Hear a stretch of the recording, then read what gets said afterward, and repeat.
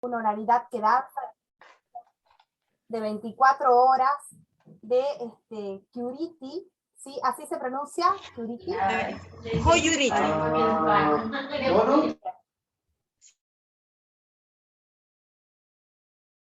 Te escuchamos. Sí, ¿Sí? Y bienvenidas a este encuentro. Te cedo la palabra. Pues primero muchas gracias y vamos a compartir este avance de intuiciones y también ya vamos llegando a algunos caminos. Creo que Patri iba a compartir mi PPT o lo hago yo, no sé. Sí, estoy esperando que me habiliten para compartir porque estamos todos bloqueados para... Ahí está. Ahora sí está. Ahí está.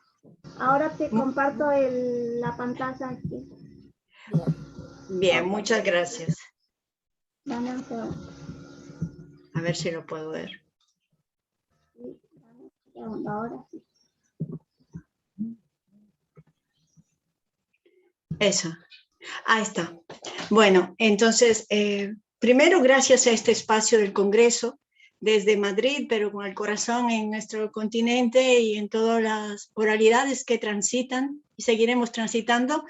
El cuerpo como texto ritual es una experiencia del último tramo de la gran peregrinación al Señor de Joyuriti. Esto se realiza en Cusco. La siguiente imagen.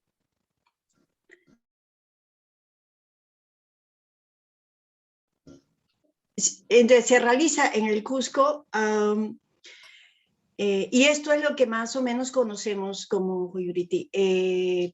8 naciones, cada una con muchas comparsas, después de 40 días de Semana Santa, bueno, porque la fiesta fue cristianizada en parte, yo voy a hablar de la otra parte que es más tensa, y esto es la gran procesión, ¿no? La gran peregrinación, digo, ¿no? Entonces, y en el último tramo es la noche de las 24 horas, la siguiente imagen.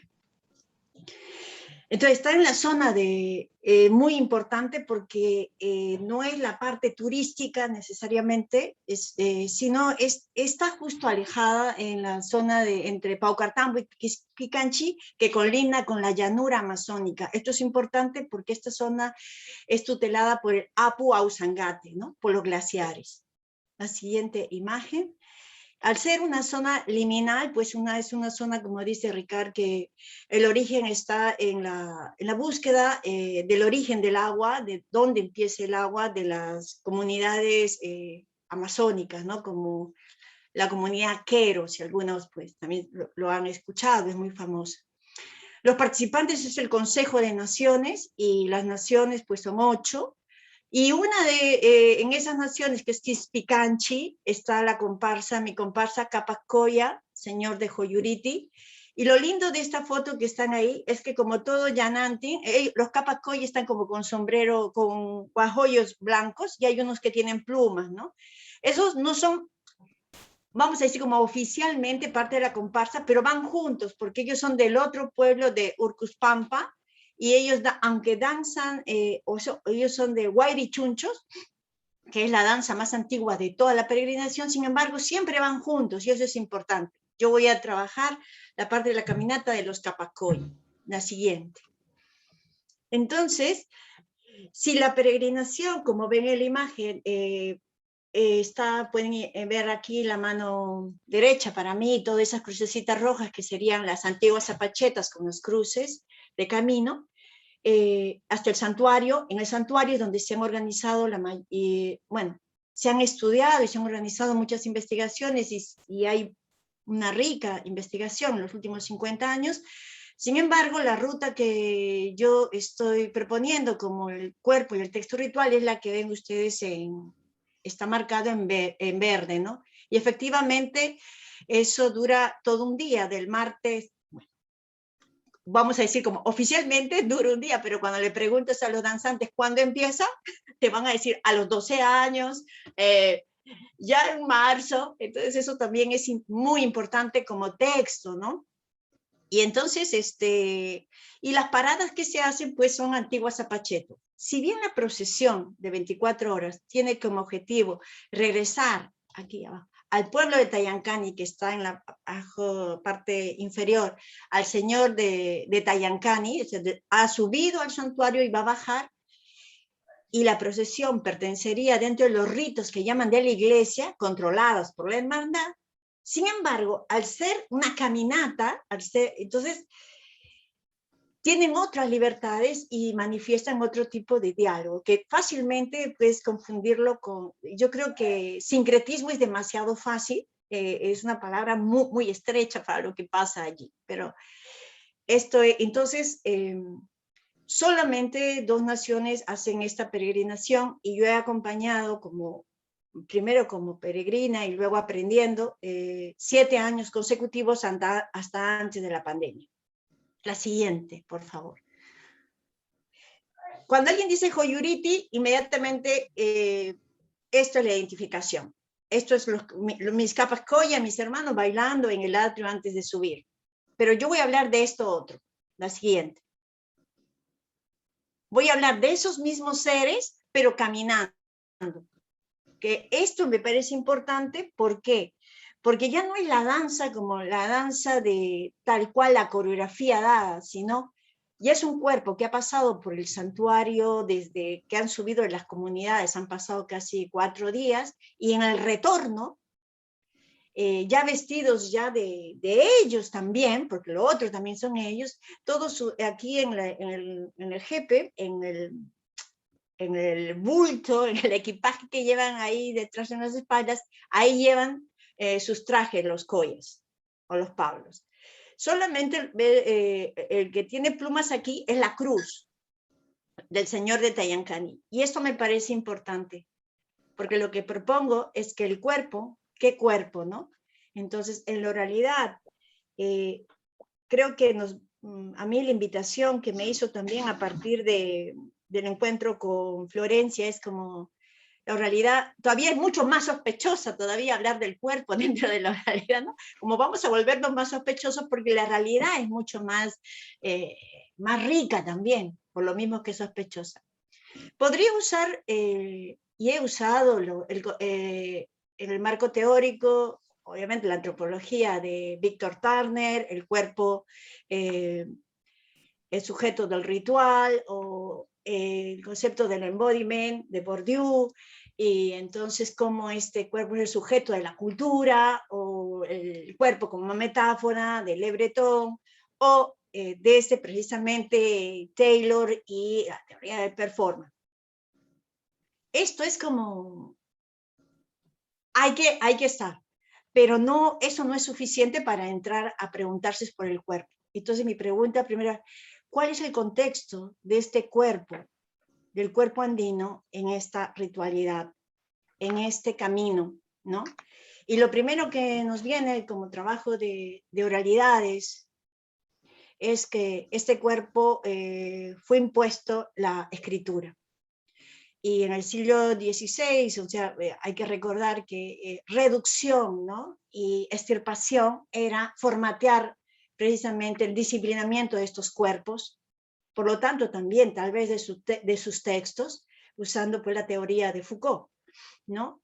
Pero ahí no termina, también es el momento de la resistencia, ¿no? Como habla Laroux, ¿no? Ese momento en que la oralidad también va pues apropiándose de la escritura. Sin embargo, en este mismo siglo XVI hay un debate del cuerpo, que es el Taki Onhoy. Si lo leemos desde el cuerpo, las políticas pues coloniales, ¿no? Reducción, extirpación, pero también la nueva forma que se tienen que producir, las horas, la mentalidad es otro tipo de trabajo, y esta explotación causa enfermedades, cambio de lengua, dañan el cuerpo, alteran el cuerpo.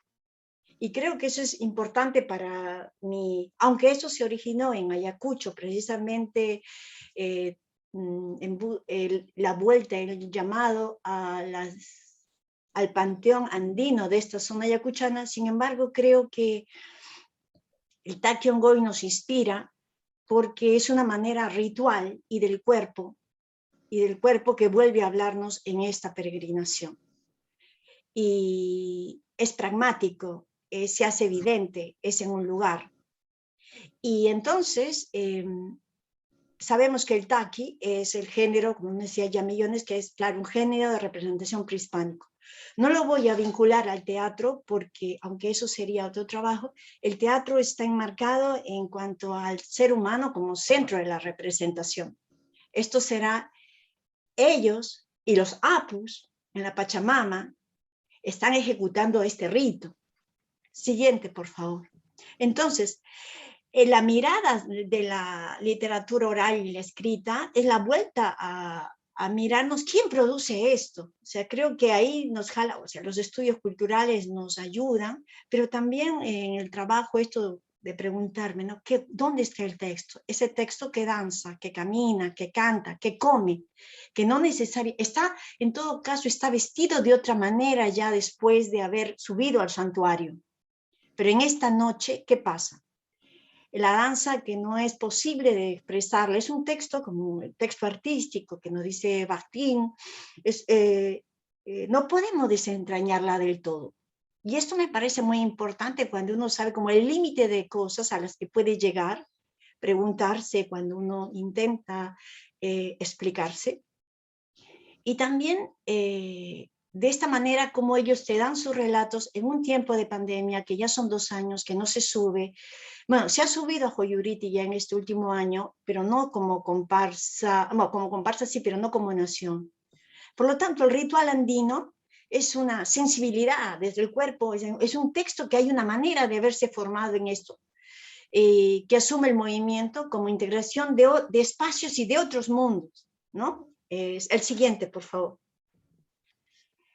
Entonces, ¿qué es caminar, no? Este cuerpo está ahí, dirían, ¿qué están haciendo? Uno dice, nada. Pues sí, están caminando, están sintiendo, están esperando, están rezando, están tomando, y en sus testimonios nos van contando, y a veces solo están caminando donde parece que no hay nada, está todo. Y esto está, le digo, es bien importante porque está lejos de esto es antes de entrar a la noche, ¿no? En la noche ya las cámaras son insuficientes, es más, yo no tengo fotos de la noche, ¿no? Es más, no puedes intervenir con la cámara en la noche. Y entonces estamos hablando de la noche como ese signo del paso, del rito de paso. El siguiente, por favor. Es el paradigma del haya en causa, ¿no? El cuerpo que se entiende que, primero, no hay cuerpo según, no hay concepción en todo caso de cuerpo como se concibe en Occidente, ¿no? El cuerpo no es un concepto, que dicen, a ver, ¿dónde es tu cuerpo? Y entonces te pueden hablar del sueño, te pueden hablar de las plantas, ¿no? ¿Cómo estás? ¿No? Es tantas maneras interesantes porque está en esa relación, vamos a decir, caso, sí es interesante entender que esta manera de relacionarse tiene una identidad móvil, que nos dice a partir de los estudios retomando, ¿no? Los viejos estudios tan importantes de Murra, el control de los pisos ecológicos, que finalmente tú te relacionas moviéndote. Y fíjate, este movimiento trasladado de un lugar a otro, con una semilla, el trueque de ganado, de ir, no estás afincado en un lugar, es mucho más extenso. Entonces, esa identidad móvil es una manera de relación, como decía María Rostorowski, el mundo andino pues es desde el granito de arena que está en la costa, ¿no? Es la manera de relacionarse. Por lo tanto, el mito nos recuerda de Paz, Zenón de Paz, en su libro sobre Horizonte, desde donde comprender en todo caso, esta noción de cuerpo colectivo, runa, ayu, ¿no? De humanos y no humanos, como diría Viveiro de Castro, donde naturaleza no es diferente, no es distancia para nada, o sea, es más bien el sentido del ser humano. Ok, siguiente. Ellos me dieron, entonces el cuerpo ritual es esto, es tanto, atendemos la experiencia de haber vivido y caminado con ellos, la pragmática, lo que hacen, lo que comen, cómo lo hacen, nadie lleva su comida aparte. Y también lo que ellos me dieron en la época, hace un año, en octubre, estuve un mes y medio buscándolos para que me den el testimonio, y después de haber ellos hecho la consulta con la asociación, cada uno me dio un poco de este testimonio. Tienen una lectura, ¿no? O sea, también es el modo en que guardan también los ritos. Y esto me parece muy importante. El siguiente. Entonces, podemos pasar ya que me queda creo que 2 minutos. Podemos pasar de traductor cultural, porque si bien ellos hablan en ambos idiomas, o sea, su lengua materna es el quechua, ellos también no les pedí, porque podía entenderles algo, no con la velocidad, o sea, pero sí que ellos podían expresar, decidieron hablar en castellano, ¿no? Por esa relación que ya tenemos, pero quiero ir a los textos del siguiente. Entonces el traductor cultural como alguien que, como estrategia también en este momento de pandemia era importante. Pati, el siguiente. Era importante para ellos decir su voz, y por eso es que ahora al inicio, no sé si se puede el siguiente. No, me parece que ya no hay más. No hay más. Me da por el siguiente. Bueno, voy a leerles. Yo le pregunto a Babi, le digo, ¿cómo te llamas? Te presentas, ¿no? Y él dice, bueno, yo soy Babi, ¿no? Dice, yo soy Babi, soy miembro de la comparsa Capacoya de Andahuaylillas. Yo iba a la ciudad y ahí empecé a ver y a mirar y a escuchar noticias sobre la peregrinación. Pero mi padre político es el que danzaba. Y entonces ya en el pueblo, en la casa, todos armábamos, todos nos preparábamos, tú sabes, las velas, la comida, el traje. Él iba, pero aunque él no me llevaba, yo también iba. Es algo que ya está en nuestra sangre. Él iba y porque él era muy fuerte, era grande. Nosotros chicos nos hacíamos en la cabeza mucha imaginación, ¿no? Y entonces, cuando uno se acerca a este, primero diría, no, sí, pero este es el otro texto, ¿no? Entonces, bueno, soy Babi, no soy integrante. Y entonces, mi padre político, y ahí lo que podemos rescatar es ¿no? Es muchas cosas que nos está diciendo Babi, aunque nos está hablando en castellano, sin embargo, nos está hablando de alguien que ha sido, que es, que también es su padre, o sea, que él puede estar antes y después, ¿no? Cuando dice, entonces, nosotros también, nosotros éramos parte de la fiesta, claro. Pero él era parte de la fiesta. La siguiente imagen, si se puede. Y entonces yo, jugando con el kirigami, pues uno ve como que yo es muchos, runa, ¿no? O sea, se va comunicando en el tiempo, se va desplazando, como el mismo baile del caminar, de la danza. Quizá algo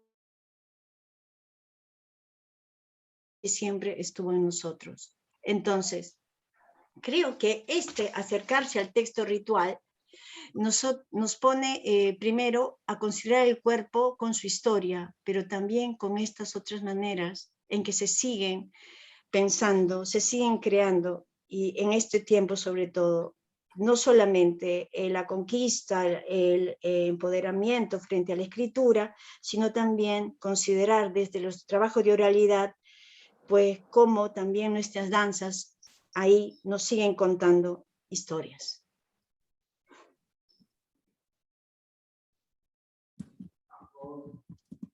Bien, Gilby. Sí, sí, vamos a cortar allí. Muchas gracias, Patri. Te agradezco mucho esta metáfora visual, ¿no es cierto? Muy interesante tu propuesta.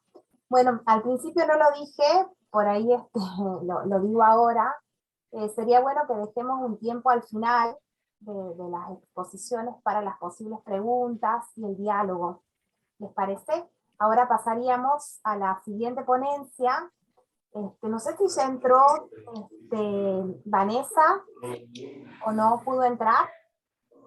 Sí, estoy. Ah, bueno, Vanessa. Hola, hola. Sí, estoy duplicada porque Bien. tengo problema en el micrófono de la computadora, pero estoy. ¿Vas Estoy a por el hablar celular vos y estoy. o Estela y yo entero? Porque esta exposición es en comunidad, que me encanta.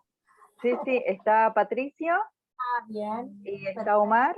Sí, estamos los tres. Bueno, Cuando entonces los voy a presentar, bueno, les doy una calurosa bienvenida, y bueno, este trabajo comunitario y performance estéticas en el NOA, discurso pictórico de Los Ángeles Arcabuceros, y vamos a escuchar a Vanessa Sibila Orellana, Álvaro Patricio Villarrubia Gómez y Omar Eduardo Vázquez. Los escuchamos. Bueno, muchas gracias a todos y todas. Como bien decía la presentadora Jorgelina, es un trabajo colectivo que es aún más colectivo porque forma parte, se encuadra dentro de un equipo de investigación de la Secretaría de Ciencia Técnica y Estudios Regionales de la Universidad Nacional de Jujuy, y va a empezar mi compañero Patricio, seguidamente lo hará Omar y finalmente yo. Así que muchas gracias por escucharnos. Buen día a todos y todas. Muchas gracias por la presentación. Omar, no sé si quieres comenzar y luego sigo yo. Ok, gracias Patricio, Álvaro. Buen día a todos y todas. Bueno, este trabajo de presentación para estas jornadas está enmarcado en nuestro proyecto de investigación del sector, ¿no? Que se denomina Gestión del Patrimonio e Informática Aplicada al Turismo, hacia un sello de autenticidad para productos artesanales locales y regionales y su difusión a través de TIC, ¿no? En página web, realidad aumentada y mapa digitalizado. Actores sociales, desarrollo local y sostenible en Humahuaca. Siguiente.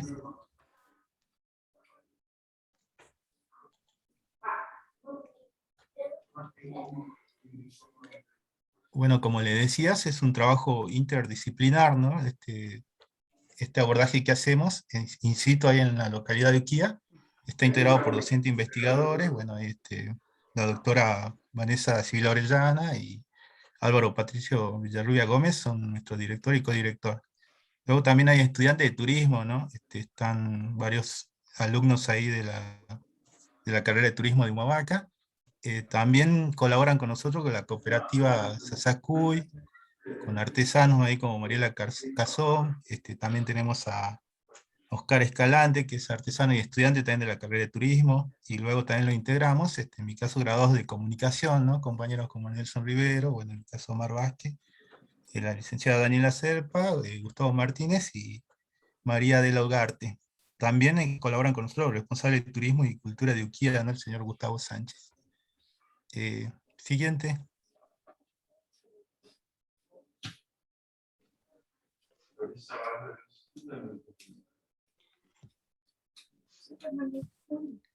Bueno, como sabrán, Uquía, la comunidad de Uquía es una localidad ubicada en el departamento de Humahuaca. Bueno, se encuentra a 115 kilómetros de San Salvador de Jujuy, en la ruta 9, está a 2.900 metros sobre el nivel del mar, a 19 kilómetros de Huacalera y a 11 kilómetros de Humahuaca. Originalmente estuvo habitada por las comunidades originarias de Uquía, ¿no? De quien toma su denominación. Su población actualmente es aproximadamente de 1.000 habitantes, en este marco de crisis sanitaria mundial, ¿no? Y bueno, según el último censo que se realizó en 2010, la población era de 525 habitantes. Y bueno, su principal atracción turística es su iglesia colonial. Esta iglesia de Uquía fue declarada Monumento Histórico Nacional el 14 de honor de la Santa Cruz y bajo la advocación de San Francisco de Paula, que era una ayuda de parroquia de Humahuaca. Y así, para una breve introducción, decir que a partir de experiencias investigativas en el lugar in situ con artesanos y artesanas y artistas plásticos en Uquía, en la quebrada de Humahuaca, en el noroeste argentino, ponemos en valor aquí específicamente el discurso pictórico y artesanal, ¿no? De uno de los artistas, en este caso Gabriel Díaz, que despliega performática y corporalmente en sus obras, pintada tanto en óleo como en acuarelas. Entre otras técnicas, el proceso identitario colectivo de dicho pueblo.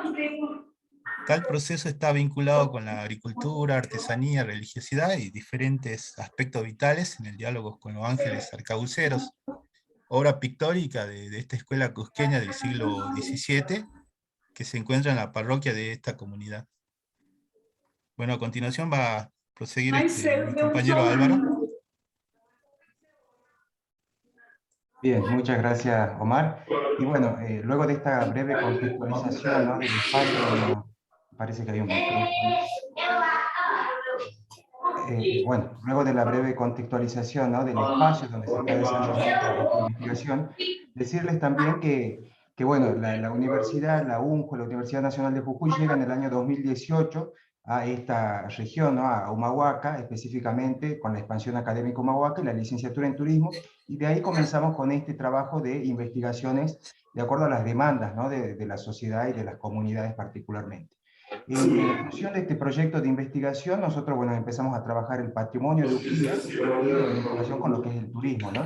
Brevemente, para hablarles un poco de lo que es el anclaje teórico, decirle que, bueno, como estamos en una carrera de turismo, nosotros nos orientamos, ¿no?, a diferentes conceptualizaciones del turismo, hablando de la definición de la Organización Mundial del Turismo, que plantea que esta actividad se refiere a los desplazamientos que una persona realiza de un lugar de origen hacia un lugar de destino, con diferentes motivaciones, y dentro de esas motivaciones existen las culturales, como en este caso. Hablamos también del patrimonio cultural inmaterial, tomando, ¿no?, la idea de este concepto polisémico, es decir, que da diversidad de definiciones, dentro de las cuales nosotros nos proponemos como un valor único, ¿sí?, tomando también ideas de la UNESCO, van a ser representaciones, celebraciones que tienen un valor único, excepcional, y que justamente esto promueve la necesidad de preservarlos y de cuidarlos. Respecto a la idea de identidad, que también vinculamos con esta lógica de las celebraciones y de lo que sería particularmente las artesanías y el arte pictórico, hablamos de la identidad como la autoadscripción al seno de un colectivo, tomando al investigador Kalimann, ¿no?, que refiere justamente a cómo una comunidad se va autoadscribiendo a justamente ese espacio donde está, ya sea por obras pictóricas, por artesanía, por celebraciones, pero tiene que existir esa autoadscripción, así que bueno, este concepto nos resulta muy importante y muy necesario. Y también la propuesta de Richard Baudman, que nos habla de una identidad diferencial, ¿no?, también cómo algunas actividades de una comunidad van diferenciando de otra. Y bueno, aquí también podemos observar cómo el arte pictórico puede diferenciar, ¿no?, a la comunidad de Uquía de otras comunidades de la provincia de Jujuy o de la región del NOA. Y finalmente tomamos también la propuesta de Clifford Geertz, que habla, ¿no?, de la cultura como ese urdimbre, esas prácticas sociales que tienen un significado, y que bueno, la propuesta del antropólogo y bueno, también de los investigadores es ir identificando y dando el significado y leyendo, ¿no?, esas diferentes prácticas. Así que ese sería como el anclaje teórico que le damos a esta investigación. Y bueno, ya hablando de la historia de los ángeles arcabuceros, para quienes no conocen estos cuadros muy importantes, decirles que bueno, vienen de la época, ¿no?, del virreinato, ¿sí?, de los siglos XVII y XVIII, cuando bueno, teníamos unas tensiones iconográficas, ¿no?, durante la conquista española, y justamente la dominación de la conquista española hacía que eso repercute en todas las órdenes, no, siendo lo cultural algo que no era ajeno, ¿sí? Entonces, no solamente se vinculaba con lo territorial, lo político, sino que la parte cultural también tenía diferentes acciones que buscaban esa conquista, ¿no?, y establecer esa propuesta de evangelización. De este modo aparecen, bueno, estos cuadros, ¿sí?, que bueno, tienen mucho que ver con la escuela cusqueña. De hecho, nosotros realizamos también un análisis de los cuadros, de su vestimenta, tomando diversos autores que van realizando, ¿no?, una similitud entre el arte cusqueña y lo que sería ya lo vinculado con la conquista. Y bueno, sabemos que son figuras que emergen, ¿no?, en la pintura religiosa del Virreinato del Perú, y que a su vez en el ámbito ya particular de Uquía y de la provincia de Jujuy van a tener algunos matices que van resignificando estas propuestas. A su vez, nosotros también les mostramos ahí cómo estos ángeles arcabuceros, en el contexto de pandemia, también se van resignificando nuevamente, porque bueno, ya vemos que tienen el cubreboca, y bueno, ahí era donde identificamos tal vez esta autoadscripción, ¿no?, al seno del colectivo y también al contexto, que era lo importante de esta investigación. Y bueno, nuevamente reiterar que es una figura que condensa ese poderío político-militar, porque son ángeles que tienen, ¿no?, armas en sus manos, y que justamente están buscando esa lucha, ¿no?, por diferentes objetivos. Y bueno, este ángel arcabucero, o los ángeles arcabuceros, son presupuestos estéticos con los pueblos sometidos, quienes a su vez buscan apropiarse de la imagen esta que resignifican, como les decimos ahora, más aún en un contexto de pandemia, donde estas armas, bueno, tal vez siguen apareciendo, pero hay otros símbolos como el cubreboca, el barbijo, y otras imágenes que también vamos observando e identificando, que podemos ir también vinculando con el concepto de identidad y también de corporalidad, porque vamos viendo que las imágenes y el arte pictórico se va a resignificar. Ahora le paso la palabra a Vanessa, así continuamos. Muchas gracias, Patricio y Omar. Y en este sentido, en la resignificación que advertimos en nuestros trabajos de campo en la comunidad de Uquía, ubicada en la provincia de Jujuy, noroeste argentino, decirles que se manifiestan ciertos signos dentro de este discurso pictórico que tienen que ver justamente con, por ejemplo, el cubreboca o la mascarilla, como bien aparecía en las obras, que aparecen en todas las obras. Estas obras, comentarles también que son hechas por un artista de la comunidad de Uquía que se llama Gabriel Díaz. Él es artista formado, artista plástico, y además es artesano, y estas obras que él hasta el junio de este año 2021 estaba haciendo alrededor de 20 obras, donde toma los ángeles arcabuceros originales, ¿sí?, todos los ángeles arcabuceros, y lo que hace es resignificar esas obras, pero claramente los ángeles que están en Uquía son 9, 10, y él hizo 20 obras, ¿no? ¿Por qué? Porque lo que él hizo es tomar esta figura, todos estos signos, como bien describía tanto Patricio como Omar, y darle otro significado, darle una resignificación que tiene que ver con la territorialidad de Uquía, con el territorio como un espacio de lugar y un lugar donde transita la vida, la experiencia, el trabajo. Y en este sentido, lo que él hizo, este artista Gabriel Díaz, es colocar a los ángeles arcabuceros y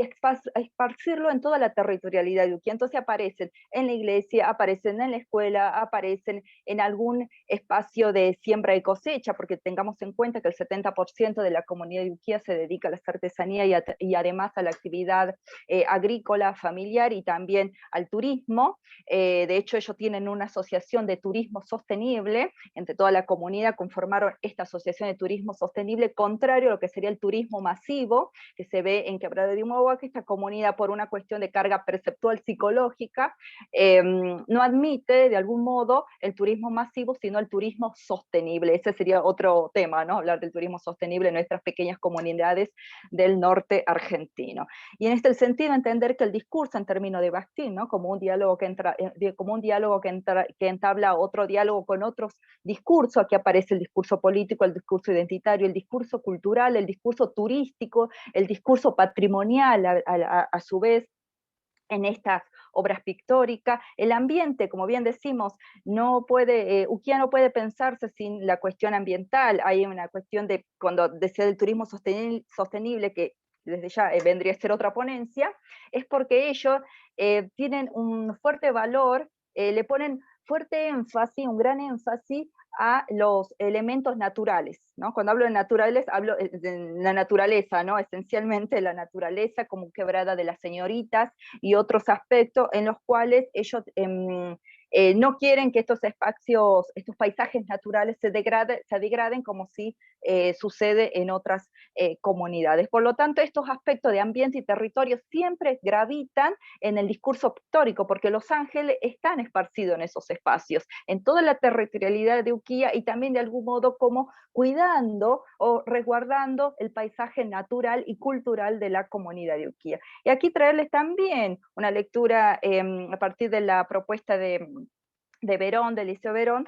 Perfecto, sí, ahí terminamos, gracias Jorgelina, con respecto a la gramática de producción del artista, que nos resultaba interesante al hablar con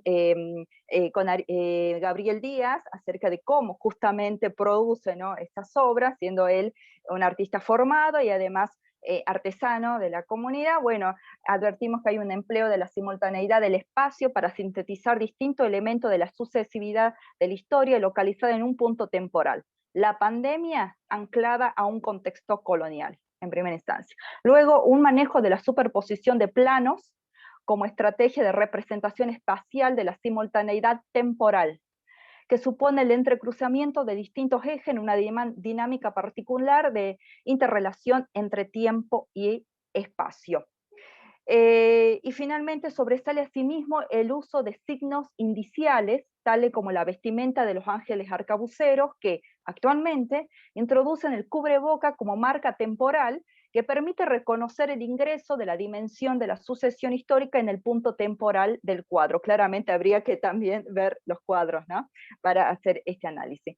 Y finalmente, las consideraciones finales, y ahí creo que llegamos justito, Jorgelina. Este trabajo, bueno, pone en valor las iconografías que se resignifican la identidad uqueña en pandemia. También hay un uso social, político, patrimonial y artístico que se construye colectivamente, la identidad de Uquía, símbolo de la resistencia de un pasado colonial que claramente se resignifica en las identidades nacionales libres. Aquí y ahora es un símbolo de esa lucha anticolonial, un símbolo de cohesión social concreta, en la cual intervienen artesanos, artesanas y artistas configurando sus propias identidades constantemente, y muchas gracias. Creo que hemos cumplido el tiempo justito.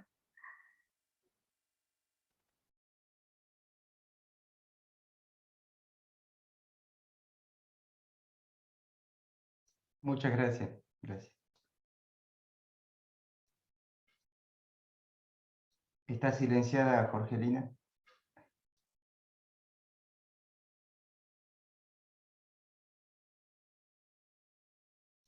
Jorgelina, está silenciada.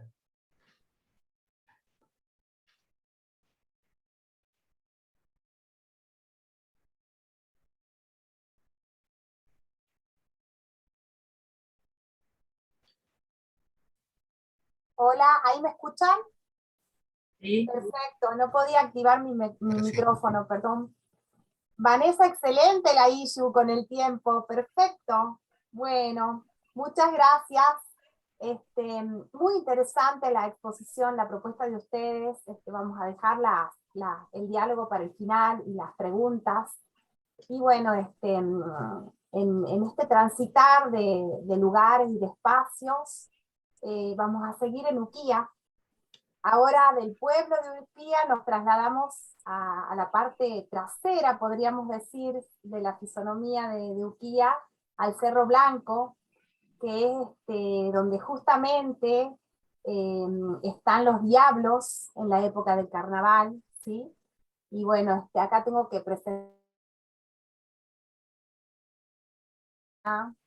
de trabajo, de vida, con la cual hace aproximadamente, voy a decir el tiempo, pero no calculen nuestras edades, por favor, 25 años que transitamos las aulas de la Facultad de Humanidades, Analía Miranda, con la que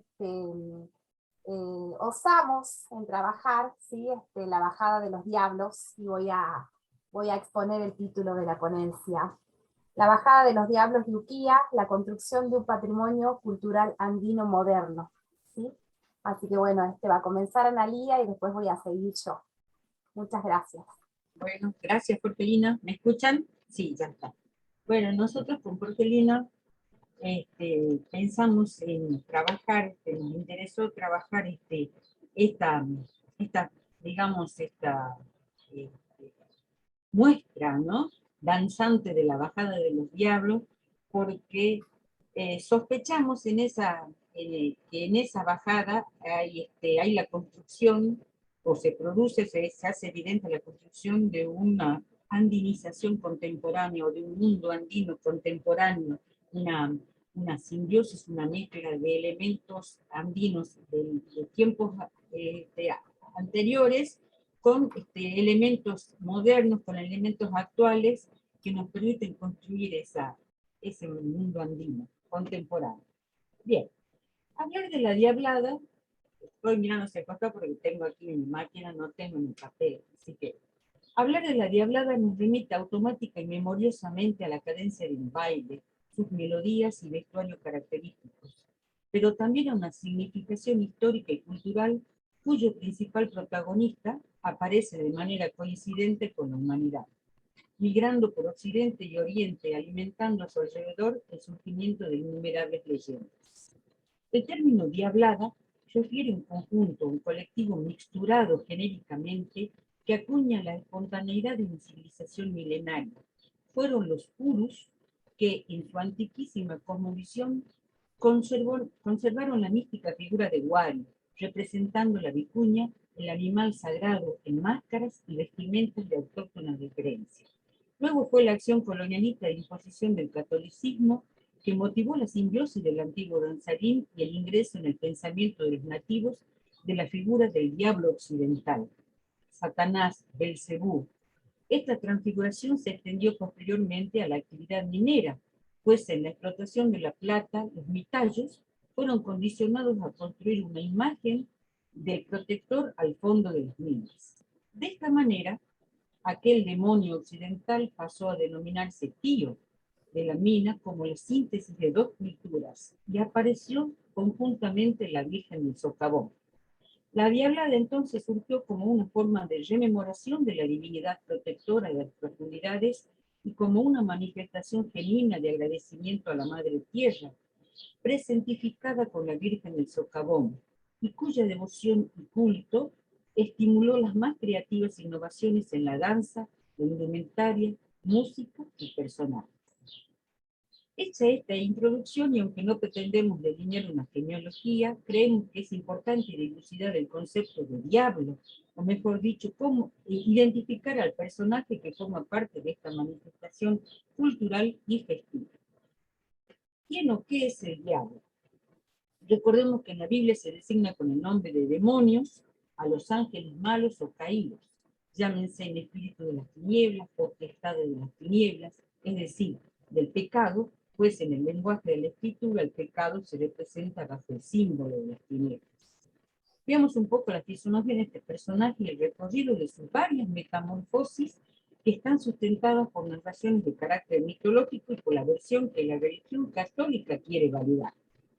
El relato hegemónico relaciona la representación demoníaca con un ambiente tenebroso, sucio, en el que habitan numerosas formas transgresoras del buen vivir y se experimentan las malas prácticas del humano en su propio detrimento, y otras veces en su beneficio, pero con consecuencias lamentables para terceros. ¿Cuándo se reconoce en el mundo andino a la figura del diablo o a la denominación que recibe según su espacio? ¿En qué tiempo se empieza a hablar de manera habitual del supay?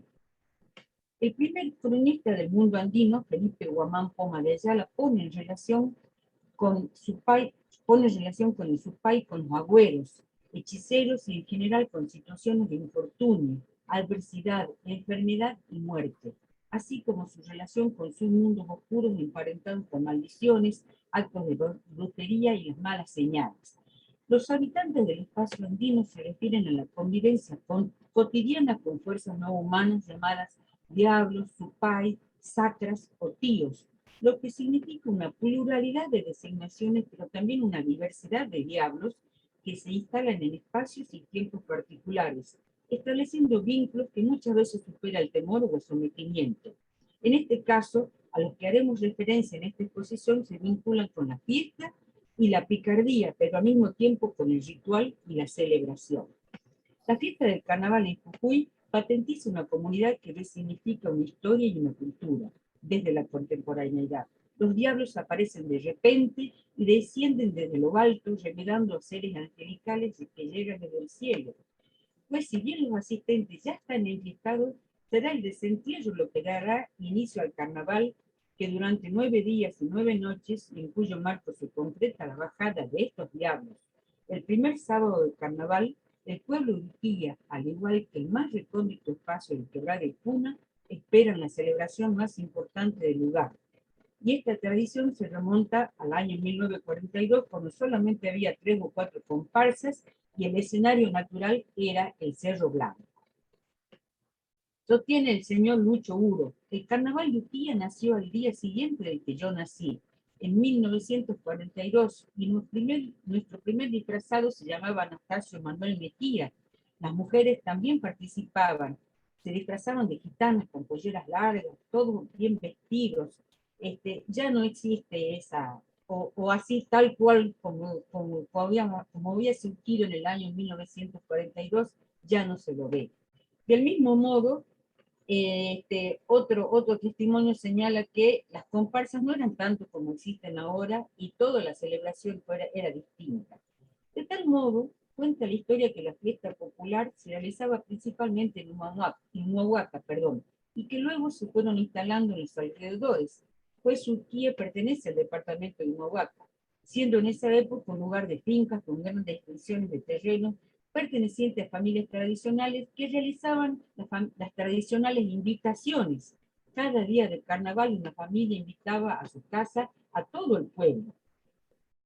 Estos antecedentes históricos no tan lejanos dan vida al carnaval actual, pues muchas características se mantienen en la intimidad de las comparsas y en la memoria del pueblo.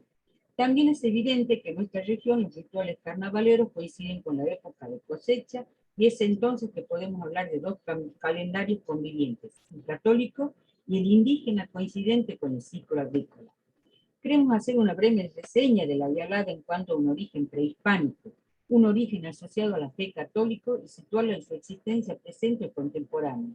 En una publicación aparecida en el diario Los Tiempos de la Paz, del año 2011, el ministro de Cultura de Bolivia manifiesta que la diablada ancestralmente se originó en las comunidades de los suros, mulatos, capillos y chipayas, relacionada con la adoración del dios que representaba simultáneamente al bien y al mal, y que lo denominaban Tiu, palabra que españolizada derivó en el actual tío. Se trataba de una ceremonia indígena clandestina que desarrollaba paralelamente a los festejos del carnaval por parte de criollos y españoles. Desde la perspectiva de la religión se sitúa el diablo, o Belcebú o Lucifer, anterior a la aparición del cristianismo, ya en la Edad Media. Es cuando se configura la representación más característica de Lucifer, que arrojado hacia el hemisferio austral se encuentra en el subsuelo de la Tierra, según Jorge Kuhlenmeyer, que tiene un artículo, todo un libro publicado sobre la diablada, ¿no? La fiesta de la danza de la diablada. En Bolivia fueron los mineros los primeros en bailar la danza de los diablos en honor a la Virgen del Socavón. Este celebratorio se sigue realizando y se le suma además las honras a la Virgen de la Candelaria, que tiene raíz hispánica. La diablada inaugural, y cuyos orígenes se remontan a la ciudad de Oruro, Bolivia, es bastante distinta a la que hace su aparición en los carnavales de la quebrada de Jujeña, específicamente el pueblo de Urquía. Dice Jorge Kuhlenmeyer, cito: la diablada constituye un conjunto de acciones, un complejo pleno de sentidos que en síntesis representa el triunfo del bien, representado por el arcángel San Miguel, quien actúa por efecto de fuerzas divinas sobre el mal, personificado por Satanás. Los sacras o diablos son 8, personificados en representación de Lucifer y 7 demonios que encarnan los pecados capitales. En la representación actual de Oruro se conserva muy poco del antiguo diálogo, que es reemplazado por la misma. Expresa este autor además que la tanto religiosas como celebratorias, importantes dentro del mundo andino, especialmente en Bolivia, y que no podemos esperar la actuación de la diablada tal como era en sus orígenes. Cito: como otras manifestaciones culturales en el mundo andino, la actividad de la fiesta se adaptó y transformó en un proceso que, en distinto grado, incorporó formas culturales sobre las que se asentó y adquirió una dinámica propia, acorde con las circunstancias resultantes de las nuevas realidades culturales. Va a seguir ahora Jorgelina Balut con la segunda parte y con las conclusiones. Bien, en esas transformaciones propias de la evolución cultural y del proceso mundial de globalización, se incorpora a esta danza de la diablada una figura femenina, que depende de las agrupaciones va a variar. En el caso de la Luquía se trata de una congregación numerosa, mixta, y en el que los hombres usan el atuendo típico de diablo, ¿sí? Lleno de colores, espejos, cascabeles, máscaras, donde en la parte superior tiene los cuernos ornamentados, plumas, antifaz y otros elementos que también se destacan notablemente y hacen al traje diablesco de alguna manera. En este caso, las mujeres o diablas también modificaron sus atuendos. Al principio, hacia los años 40, las mujeres se vestían de gitanas, con polleras largas. Tuvimos una entrevista con una señora que es coplera además, ¿sí? Y ella nos dice que ella integra la comparsa Los Alegres de Uquía, se llama esta comparsa, la que baja del Cerro Blanco, desde que tiene 4 años. Y su atuendo es de gitana. ¿En qué consiste? En una pollera larga, pañuelo de gitana, monedas, etc. Ella durante algún tiempo fue la gitana mayor. La gitana mayor sería como la jefa, que son los que inician los rituales carnavalescos y los que dan inicio al carnaval de alguna forma, ¿sí?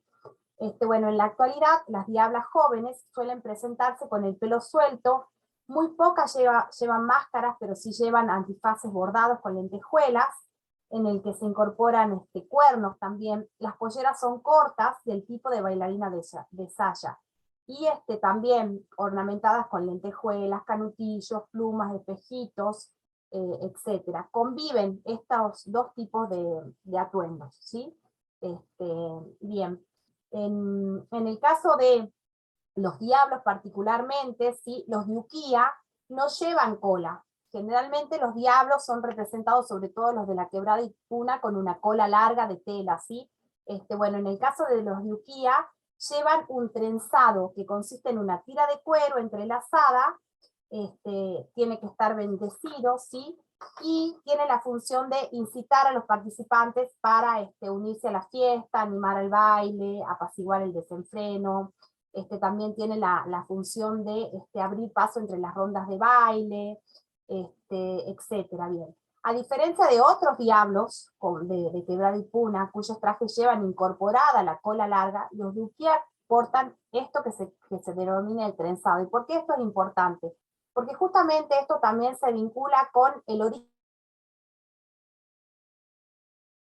Este trenzado de cuero vacuno viene a, de alguna forma, tener una fisonomía parecida al látigo con el que se cabalga, ¿sí? Etcétera. Bien, pues aquellos carnavales rurales en los que algunas familias del pueblo realizaban la invitación a los vecinos que venían de los alrededores a lomo de caballo para compartir con alegría una buena cosecha. En líneas anteriores referimos a las mudanzas de este texto cultural que, debido a las numerosas migraciones de ciudadanos desde Bolivia a Argentina, de los que gran parte se asentaron en la ciudad de frontera y en la periferia, tanto de la provincia como de la ciudad de San Salvador, creemos que ha transitado por un proceso de transculturación, pues observamos la adaptación de los rasgos de una cultura diferente, aunque cercana, como propias. No olvidaremos que como un neologismo para representar la incorporación de una cultura nueva y distinta, pues implica a su vez un proceso de desprendimiento y pérdida parcial o total de la cultura original.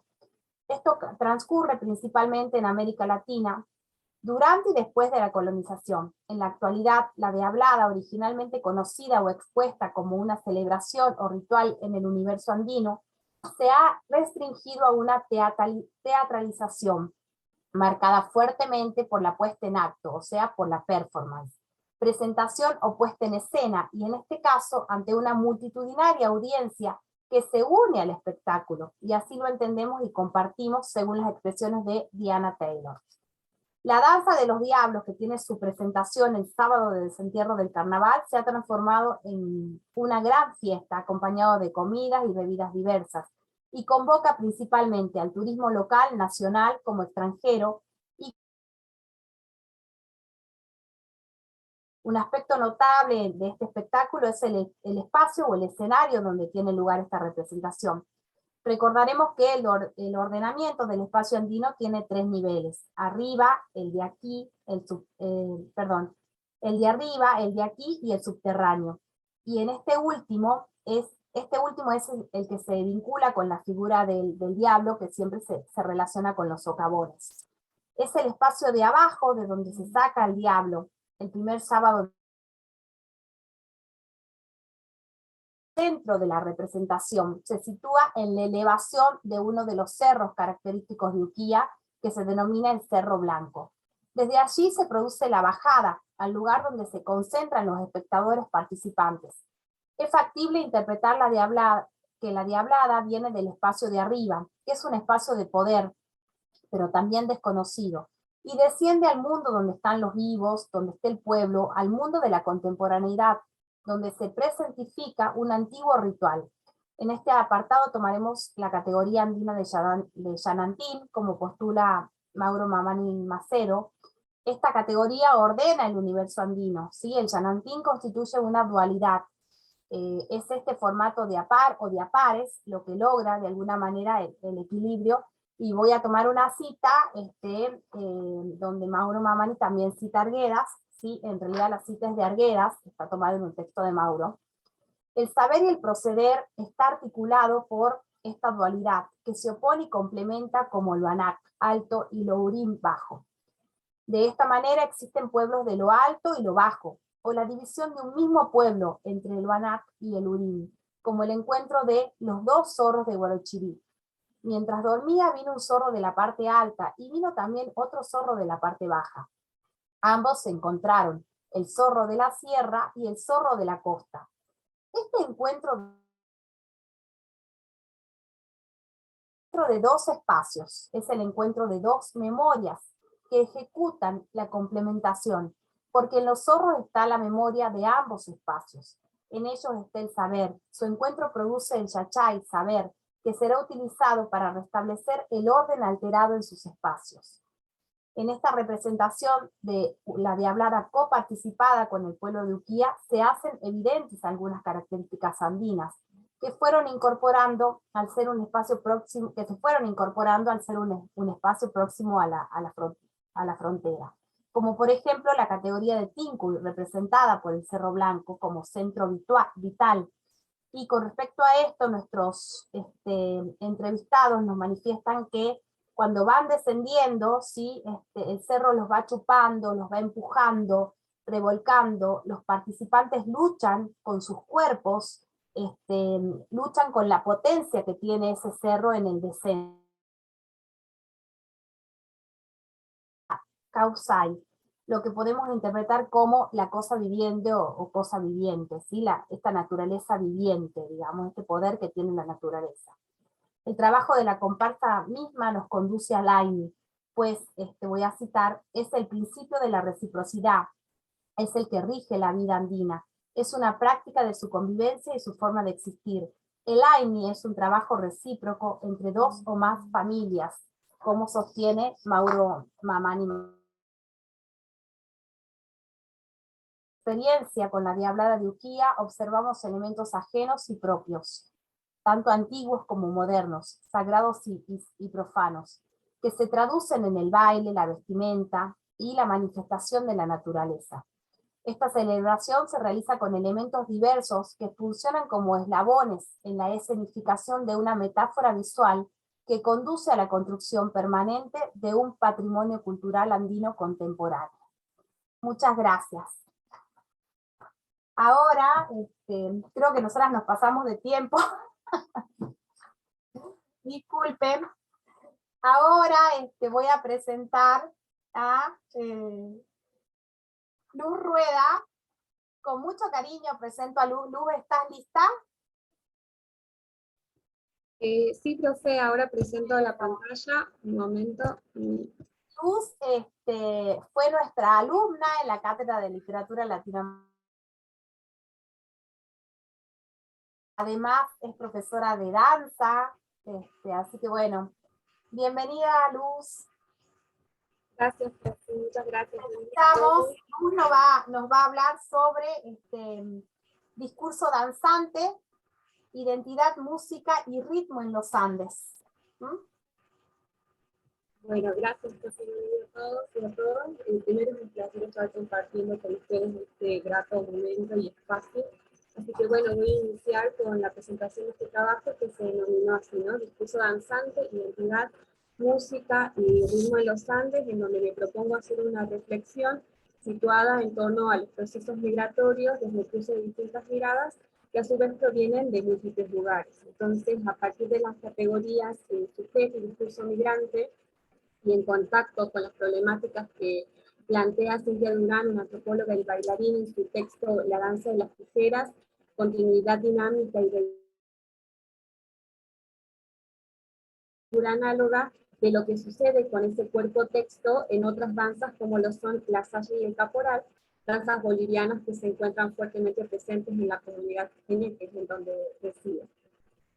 Mi punto de partida para este trabajo también ha sido el cuento de La agonía de Raciniki de José María Arguedas, y a partir de él entonces voy a ir ahondando en sus prácticas contemporáneas y en cómo este fenómeno fue modificando al pueblo indígena que lo porta y también a la comunidad en la que se inserta, adaptándose a la misma, ¿no? Entonces, de este modo, me propongo entrelazar la idea de resistencia con todos estos factores.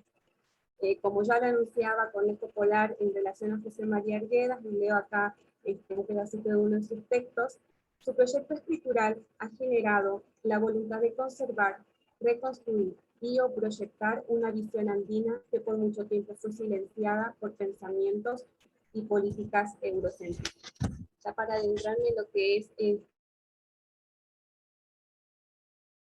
Antonio Conejo Polar, en donde de alguna manera se celebra la fortaleza o la astucia que asume este hombre andino, ¿no? Para apropiarse de esos atributos que le son ajenos, pero que a su vez le permiten enriquecer su experiencia en el mundo, ¿no?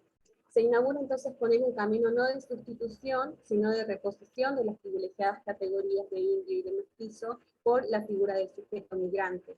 Si bien la noción de migrantes y migración son temas recurrentes en los textos de Arguedas, también es necesario tener en cuenta la condición de hombre que queda plasmado en su diario sin caer en la mera biografía, tener en cuenta de alguna manera que su obra es intervenida por los traumáticos desplazamientos que ha sufrido este narrador, ¿no? Y ahí dejo como una pequeña línea de tiempo. Y me parece interesante aquí hablar acerca del fenómeno migratorio, es decir, la historia de la humanidad es la historia de la migración.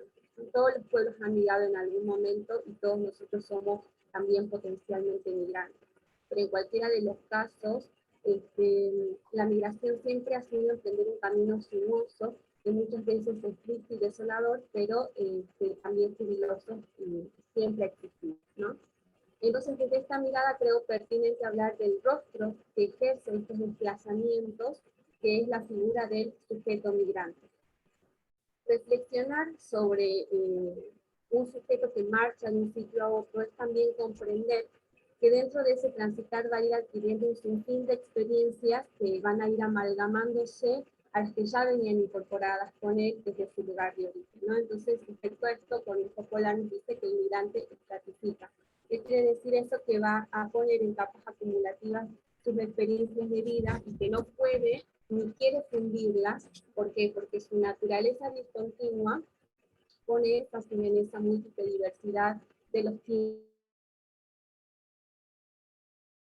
los otros. Por ello, para el sujeto migrante cada experiencia es válida y le sirve para vivir y coexistir en una nueva tierra, ¿no? Entonces me parecía pertinente por eso utilizar esta imagen donde la figura de la chola no solamente lleva cargada en la espalda de su aguayo objetos que seguramente pertenecen a su cultura natal, sino también toda esa significación que tiene el imán y que ella va cargando en esa imagen, ¿no? Cómo se va trasladando, si ustedes pueden ver alrededor de la imagen que hay edificios cargada de toda esa significación cultural desde su tierra de origen, ¿no? Y la migración también tiene un sentido más fuerte, este espacio que es modificado por los muchos sujetos que habitan en él, el paso de una cultura a otra tiene otro signo mayor que es el bilingüismo, que es el motor de esa compleja mezcolanza que da pie a posicionamientos culturales, étnicos y religiosos, ¿no? Y si pensamos en el cuento de la agonía de Rasuniti, cuando José María Arguedas implementa el diálogo, también está haciendo el uso del bilingüismo del español y el quechua, y no solamente incorpora el lenguaje, sino que también se hace presente otra significación cultural, como lo es la danza, en este caso la danza de las tijeras, ¿no? Entonces, si nos remontamos a palabras que dije anteriormente, este proyecto que tiene José María Arguedas tiene la voluntad nuevamente de conservar, reconstruir y proyectar esa visión andina que por mucho tiempo ha sido apagada, silenciada, ¿no? De ahí la importancia que da a las distintas ceremonias y fiestas tradicionales andinas. De esta manera, la búsqueda literaria que realiza Arguedas implica que sus historias tomen forma de resistencia cultural, proponiendo imaginarios que se opongan a la desaparición o a la mutilación de la cultura andina, promoviendo también su coexistencia con la modernidad. Y a propósito de este proyecto de resistencia cultural al que aspira Arguedas con su escritura, me interesa entrelazar la reivindicación de la identidad indígena andina a través de la práctica de la danza de las tijeras y su proceso de adaptación a las nuevas eras, ¿no? Y voy aquí a hacer una breve contextualización de lo que son estas danzas que yo estoy trabajando, ¿no? Bueno, lo primero que se sabe de estas danzas es que proviene de los departamentos de Ayacucho, Apurímac, Huancavelica y Arequipa, que están en Perú. Y aunque siguen habiendo discrepancias en cuanto a su nacimiento, hay también quienes sostienen que deriva de la rebelión de Taquiongói, que nos hablaba Silvi hace rato, que bueno, este movimiento acompaña esta línea de trabajo de resistencia cultural, porque los procesos migratorios que ha sufrido esta danza ayudan a comprender de alguna manera también la elección de José María Arguedas en su cuento de la agonía de Rasuniti, ¿no? Movimiento lo que hacía era defender el rechazo del Dios occidental y cristiano, que fue impuesto de manera violenta en la población indígena, e incentiva también al regreso del culto de las huacas, que son los dioses prehispánicos, y también volver a esos recintos o lugares donde se realizaban los rituales o esa veneración, ¿no? Lo que significa Taquiongói es enfermedad del canto, ya que se centra en cantos y bailes que aparentemente resultaban incontrolables. Y hay un claro ejemplo con la muerte de Danzak Rasuniti en el cuento de José María Arguedas, que al momento de ir elevando la destreza en sus movimientos y cambiando los pasos de baile de acuerdo al sonido del arpa y el violín que acompañaban esa música, cae fallecido ante la presencia del guamani, y entonces de esta manera se establece una cierta relación entre los Danzak y los protagonistas de Taquiongói. También, bueno, se puede decir de esta danza que ha sido celebrada en el mes de junio como parte del recuerdo a Inti Raymi. La fiesta del sol es un periodo de cosecha, de preparación del terreno y de siembra, pero más adelante, tras la caída de Tupac Amaru en 1781, el calendario católico se planta como único, y entonces la danza de la tijera pasa a ser pasa a coincidir con el Corpus Christi. También ha sido prohibida esta danza por un visitador que la juzgaba como un seminario de maldades y abominaciones ofensivas a Dios, pero esa abolición duró muy poco tiempo, porque 6 años más tarde el cura del mismo pueblo es quien declara que los danzantes no deben erradicar sus costumbres, subrayando que eso sería como demostrar una debilidad de parte de las jurisdicciones, tanto reales como eclesiásticas, ¿no? Bueno, por lo tanto aquí podemos reafirmar que el trabajo escritural de Arguedas implica que sus historias sean todas de resistencia cultural, ¿no? En tanto proyectos imaginarios que se oponen a la desaparición de la cultura andina y procuran su existencia en la modernidad. Y como ya le indiqué al principio del trabajo, mi interés era también ver cómo funciona todo esto en otras danzas como lo son la saya y el caporal, que también voy a contextualizar de manera breve. La saya afro-boliviana llega a Bolivia desde África con esta comunidad de negros que vienen a trabajar en carácter de esclavos en las minas de Oruro y de Potosí, que luego son trasladados a la zona de las yungas de Bolivia, que es un sector más cálido, en donde, bueno, ahí residen actualmente todas estas comunidades afro-bolivianas, ¿no?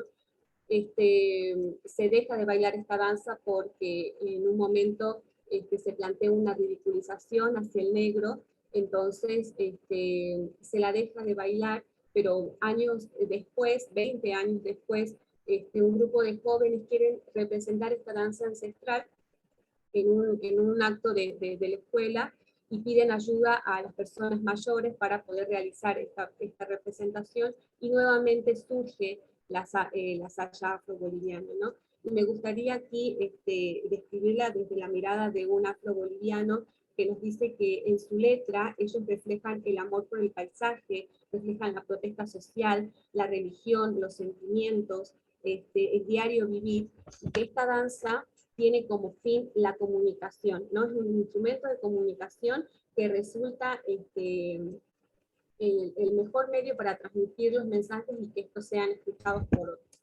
Aquí yo quisiera compartirles un poquito de la música que es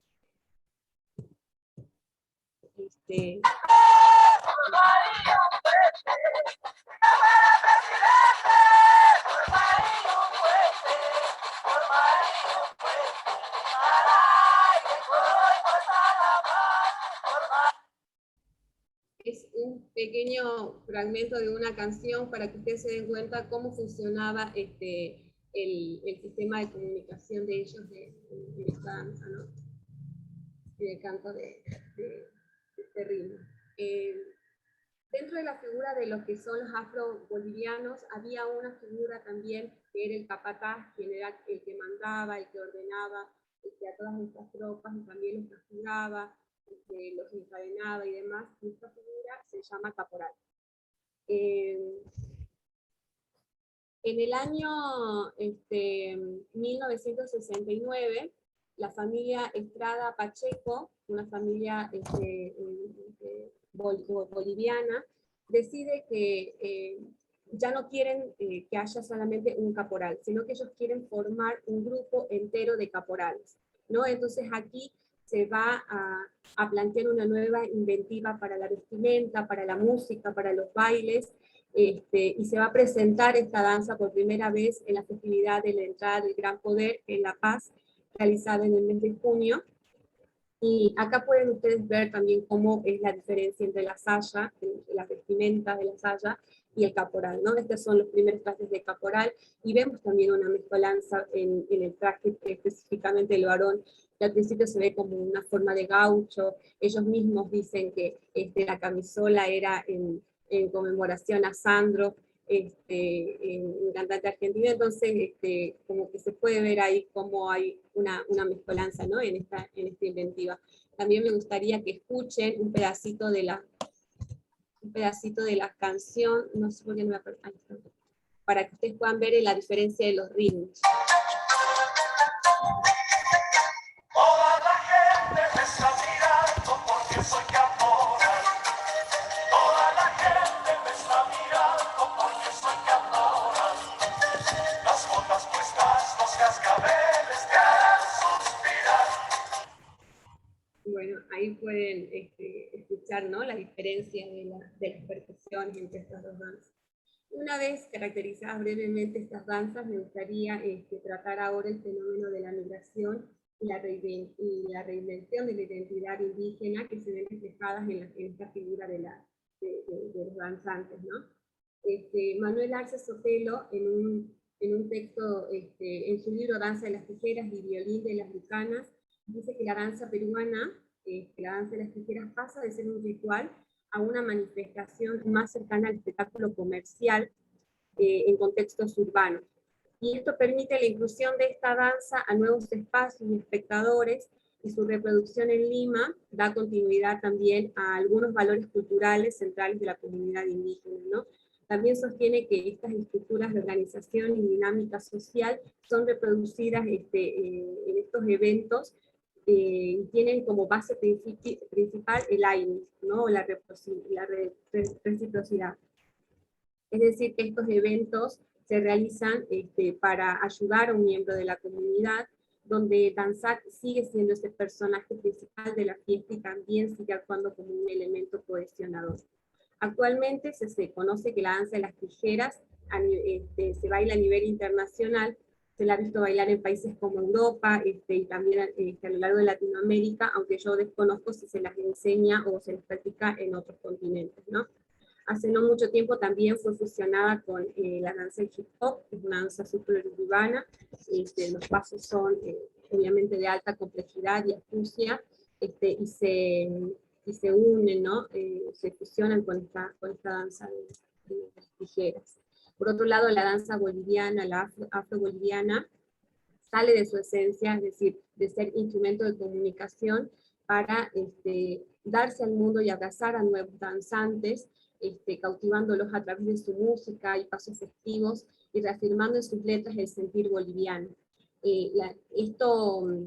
Este transgredir de fronteras se logra a través de la figura del sujeto migrante, ¿no? Que es un paso, que en su paso por nuevas tierras se encarga de transmitir el festejo y el orgullo de su patria, lo cual atrae no solamente a personas bolivianas que se encuentran fuera de su tierra natal, sino a otros que por empatía o por gusto quieren formar parte de este movimiento, y se integran a nuevos escenarios, hay reducción de bailarines, y también, bueno, se integran se presentan a nuevos espectadores.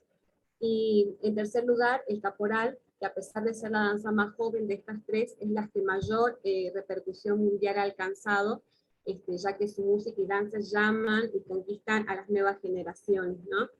De los pasacalles de los Andes de Bolivia, ha mudado hacia lugares insospechados como China, México, París, Estados Unidos, por mencionar algunos, en donde ya existen comunidades de caporales que transmiten la pasión por esta danza, y en Argentina específicamente, por ser un país vecino, todas las provincias tienen el conocimiento de esta danza, y en su mayoría la practican, ¿no? Pero esta extensión de las danzas... ¿sí? Luz, discúlpame, corazón, no sé si podés leer los mensajes porque ya estamos pasando el tiempo. Ya me pasé el tiempo. Bueno. Corazón, si querés cerrar, disculpame sí. que te haya interrumpido. No, está bien, profe. Bueno, me hago a partir de todo esto, este desarrollo, estas incógnitas, ¿no? A partir del trabajo de Cintia Durán. ¿Cómo influir el reconocimiento de estas danzas como patrimonio cultural de la nación y de la humanidad, en este proceso? Y es un ejemplo de empoderamiento de las manifestaciones rituales y festivas como herramienta de la reivindicación cultural. Y cierro, digamos, con las palabras de una antropóloga, Gisela Canepa, que ve que ve el transitar de estas danzas no como una pérdida de cultura, sino como una resistencia, ¿no? Y ella dice, el acto de resistir no yace en preservar una identidad esencial o un pasado idealizado, sino en la capacidad de autodeterminación de las comunidades que se han empoderado de sus manifestaciones rituales y festivas como una herramienta de resistencia en la que refleja su capacidad de reinventarse para darle continuidad a su identidad, y a través de la cual buscan reivindicar su cultura y demandar reconocimiento de sus formas propias de racionalidad y expresión. Gracias. Te agradezco mucho. Ahora, bueno, voy a presentar a nuestros amigos de Perú, ¿sí? A Macedonio, Villafán Broncano y Rufa Olortegui Mariño. Ellos nos van a hablar de la festividad de las cruces de Paria, un proceso dinamizador de la participación comunitaria. Bienvenidos, Macedonio y Rufa. No los encuentro en el... Bueno, soy Macedonio. Bienvenido, Macedonio. Tenés apagada tu cámara. Vamos a compartir una imagen nomás. Bien. Y Rufa va a tomar la palabra y yo Perfecto. entraré a la parte de las preguntas si las hubiera. Bueno, para ajustarnos bien a cómo están direccionando. Bien, entonces le damos pase a Rufa. Por favor, Rufa. Muy buenos días con todos. Muy contenta de estar con ustedes en este evento académico. Vamos a presentar la ponencia Festividad de las Cruces en Paria, Perú, un proceso dinamizador de la participación comunitaria. Este trabajo se hizo conjuntamente con el profesor Macedonio Villafán. Voy a dar lectura a mi ponencia. La festividad de las cruces en el centro poblado de Paria, Wilcahuayín, en la provincia de Huaraz, Perú, es una expresión de la religiosidad sincretizada, estructurada sumando elementos de la religión andina prehispánica y la religión católica occidental. Se realiza durante la celebración de los carnavales en los meses de febrero o marzo de cada año, dependiendo del calendario religioso del catolicismo. En Ancash y en particular en Huaraz, la fiesta de las cruces se celebra en forma apoteósica, en el marco de los carnavales. Son conocidas como cruces de carnaval. En Huaraz, según Yauri, 2013, no se concibe el carnaval sin la fiesta de las cruces. Paria Wilcahuayín es un centro poblado del distrito de Independencia de la provincia de Huaraz, Ancash, ubicado a 3.335 metros sobre el nivel del mar, muy próximo a las bases montañosas de la Cordillera Blanca. Muchos de sus habitantes conforman la comunidad campesina Luis Sánchez Cerro, son de extracción andino-campesina y predominantemente la población es bilingüe quechua-castellano. Taitarrunto, acá tenemos la foto. Taitarrunto es la cruz que está al centro. Ahí observamos la cruz que está al centro, es Taitarrunto. Y Taitahuac es la cruz, la mediana de 2 metros que está junto a Taitahuac. El Taitahuac está junto al Taitarrunto, ¿no? Entonces son las cruces. Taitarrunto y Taitahuac son las cruces del centro poblado de Paria Wilcahuayín. Runtu, voz quechua, significa granizo y Ahuac viene del nombre de Ahuac, la laguna que teje.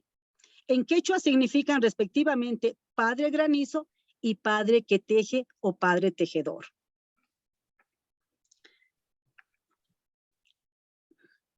Son considerados hermanos. Taitarrunto es inmenso, de una altura de 5 metros, con base de madera sólida, y el vestido, entre comillas, ¿no? Porque el vestido está con machitu y con flores, con lo que adquiere un gran peso y que solo varios hombres pueden llevarla sin dificultad. Tiene su trono de piedra y de cemento en la cumbre denominada Runtu, a 1,5 kilómetros al este de Paria. Taitahuac, o sea, en la cruz más pequeña, es una cruz mediana de 2 metros de alto, también sobre una madera sólida. Con su vestido y adornos puede ser llevado por un solo hombre, generalmente un joven de cierta fortaleza.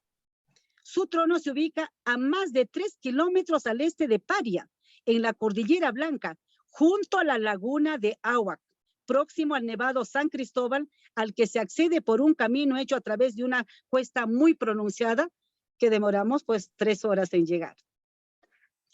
La metodología de investigación cualitativa mediante la observación participante y las entrevistas realizadas durante los años 2018 y 2019 nos ha permitido examinar sus diversos componentes y las formas de participación de los pobladores de Paria. De ese trabajo amplio, esta ponencia tiene como objetivo destacar la festividad como un proceso dinamizador de la participación comunitaria. Festividad de las cruces en Paria. Las cruces de Paria son 2, ya dijimos, Taitarrunto y Taitahuac. Sus tronos se ubican respectivamente en el Cerro Runto y junto a la laguna de Ahuac.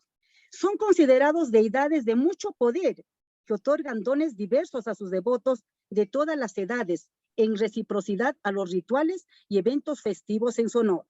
Los pobladores de Paria sienten una gran devoción hacia ambas cruces y participan de modo dinámico en la festividad. Puede notarse, como señala García, 2015, que la tradición andina es festiva y democrática, se sustenta en el culto al laboreo y en principios armonizadores con el entorno natural y espiritual, sagrado y cognitivo. Es una sociedad con alegría festiva, colectiva, que desenvuelve su cotidianidad combinando saberes y técnicas productivas y rituales. Los pobladores de Paria, Wilcahuayín, tienen plena convicción de que las cruces son sus deidades protectoras, dadoras de bienestar en las diversas dimensiones de la existencia. Eso manifiesta Olorte y Villafán. Y también Bode, 2015, nos dice, cuando comparte esta apreciación respecto al rol protector de las cruces que se desarrollan frente a las aluviones, al registrar también versiones como las cruces tapan las lagunas y que en palabras de pobladores locales nos están protegiendo de las lluvias, dicen ellos. Como forma de agradecimiento a modo de mantener su eficacia protectora, tanto Taita Runto y Ahuac, así como las otras cruces que reciben una vez al año un nuevo vestido de plantas y flores, compuesto tradicionalmente de machitu. Machitu es una planta que crece en la cordillera y se conoce con el nombre de huechlia en quechua y Tinyandacia latifodea en su nombre científico. Luego de ser vestidas, son bendecidas por el padre de la Iglesia de la Soledad en Huaraz y la Iglesia de Paria en Wilcahuayín, convirtiéndose estas en centro de celebración de un evento festivo de varios días que incluye música, danza, comida y bebida, y al que concurren comunidades y familias e invitados de diferentes zonas. La fiesta de las cruces de Paria dura 7 días. Se inicia con la bajada de las cruces de sus tronos el miércoles antes del domingo de carnaval. Continúa con el amarrado del nuevo vestido que debe culminar el sábado en horas de la mañana. Sigue con las velaciones del mismo sábado. El domingo y el lunes las misas del domingo en la iglesia del Señor de la Soledad en la ciudad de Huaraz y el lunes en la capilla del centro poblado. Los montes o yunzas en su honor el lunes y concluye con el Hawicuy o plantado de la cruz en su trono el martes para reiniciarse el próximo año.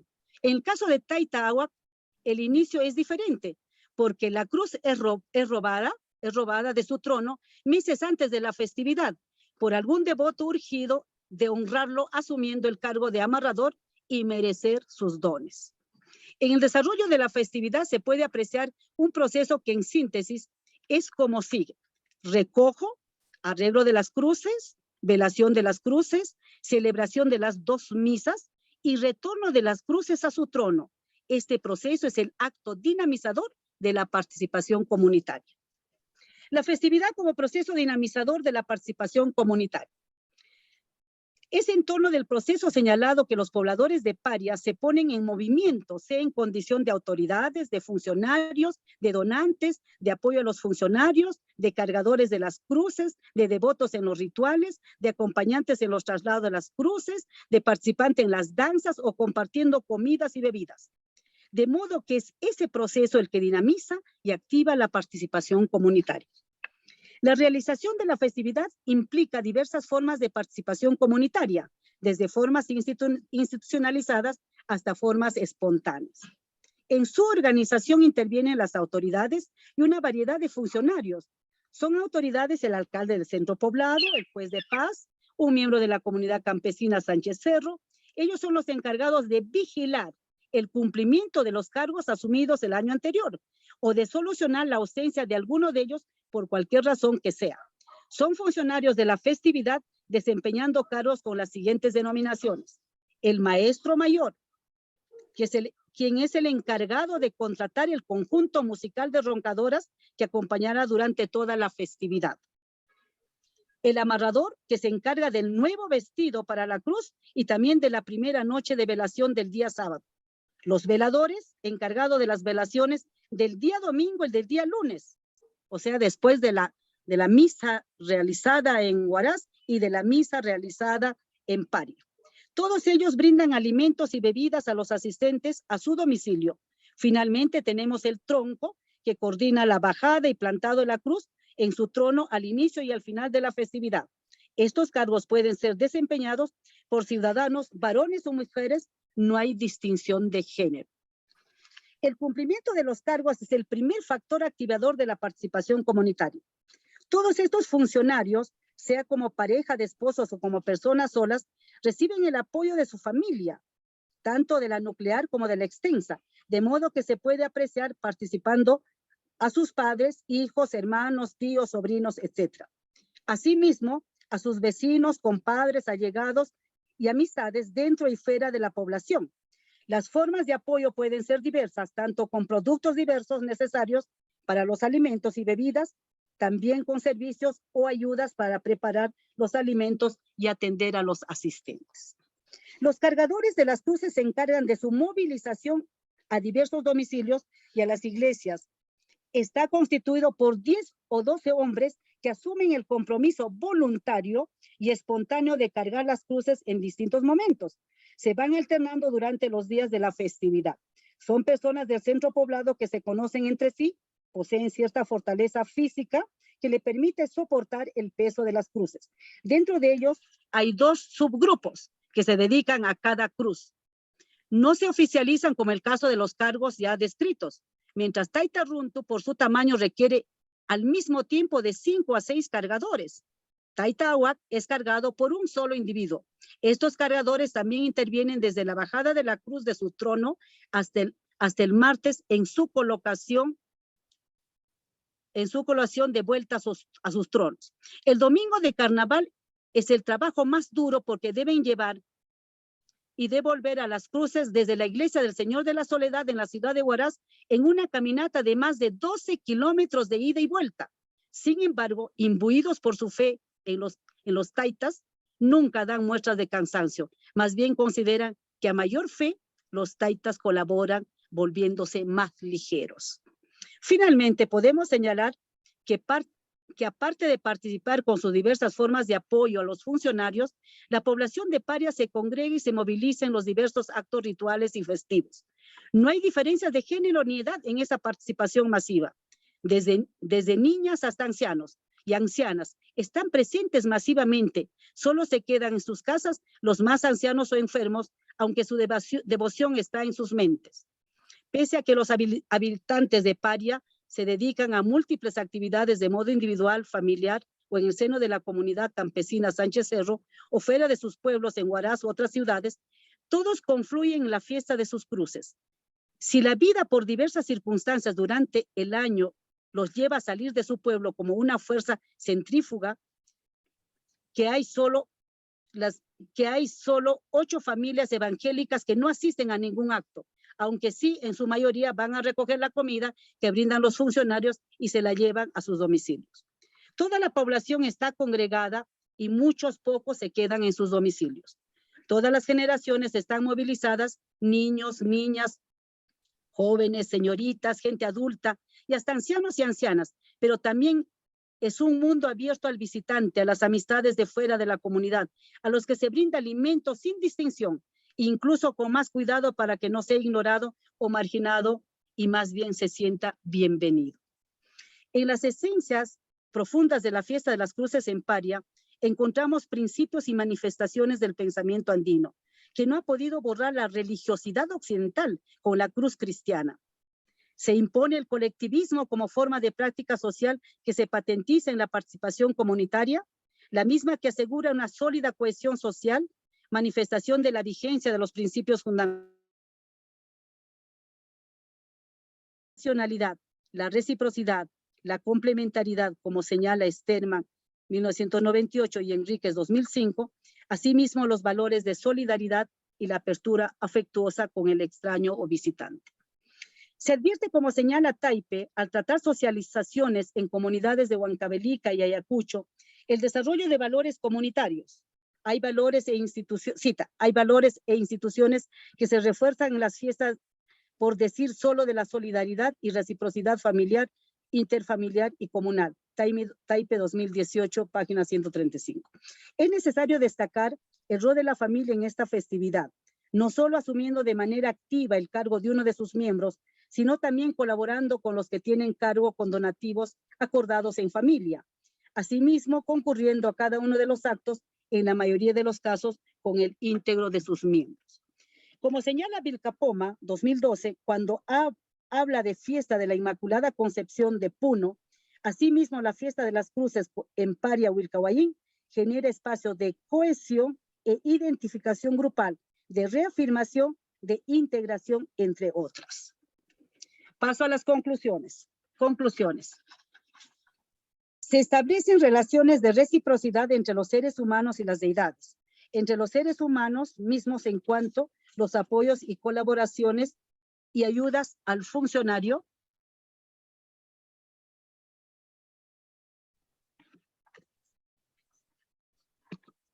y comprometen a estos de actuar de modo similar con las personas cuando les toca ejercer cargos. Entre los hombres y las deidades, en tanto los rituales y festividad en honor a las deidades son correspondidas por estas con dones diversos. Buenas cosechas, protección a la salud, éxito en el trabajo, éxito en el estudio y en el negocio. Finalmente, la fiesta de las cruces Taita Runtu y Taita Ahuac en el centro poblado Paria, Wilcahuayín, Huaraz, Perú, es un poderoso motor de la participación comunitaria. Es ritualidad y festividad colectiva donde se actualiza y activa la memoria colectiva. Es afirmación y reafirmación de identidad y pertenencia, de cohesión social, de identificación grupal, de reafirmación del ser, de integración social plena. Gracias. Bien, muchas gracias, Rufa. Muy interesante. Ahí tienen las cruces. Esas cruces tienen una festividad de 7 días, con un programa muy, muy denso. Bien. Te agradezco mucho. Quizás Macedonia puede agregar algo, si hay tiempo todavía. Ya estamos sobre el tiempo, pero si quieres sí, no hay problema. Ustedes son los últimos.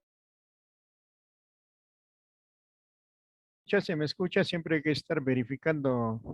Perfecto, se escucha, Macedonio. Ya, solamente subrayar, bueno, quizá a partir de la foto que tenemos a la vista, que se trata de la cruz en el centro poblado de Paria, de la misa. O sea, escuchamos que había 2 misas, una en la ciudad capital de Huaraz, en el santuario del Señor de la Soledad, muy famosa la imagen, y la otra misa el lunes en el centro poblado de Paria. Esa foto nos está mostrando la capilla o pequeña iglesia que hay en Paria, a donde se han congregado cruces de todo un sector que podríamos llamar el noroeste o noreste de la provincia de Huaraz. Y ahí, por ejemplo, estamos viendo, como dijo, no solamente la cruz de Taita Runta, bueno, a medio verse la cruz del Taitawa. A sus costados están las cruces de Chequio, de otro centro poblado, y de Caururo, que también son inmensas esas cruces. Si observáramos en la plaza de armas de Huaraz, o digo, en la plaza del Señor de la Soledad, veríamos más o menos unas, entre cruces grandes, siquiera unas 60 cruces de ese tamaño, y cruces pequeñas, probablemente hagan una cantidad de 800 cruces, ¿no? Entonces, eso es la fiesta de las cruces, que como ha señalado Rufa, congrega, junta durante la festividad a toda la población de Paria como una fuerza centrípeta, o sea, mientras la vida cotidiana, las necesidades de existencia dispersan a la gente a sus diversas ocupaciones dentro y fuera de la comunidad, y ahora con la modernidad, obviamente, más bien podríamos decir que más del 50% de gente económicamente activa sale fuera del centro poblado de Paria, pero en la fiesta todos vuelven, todos retornan, como decíamos, en una especie de fuerza centrípeta que junta, que une, que cohesiona, como muy bien ha sintetizado Rufa Olortegui. Muchísimas gracias. Inmenso. Muchas gracias. Muchísimas gracias.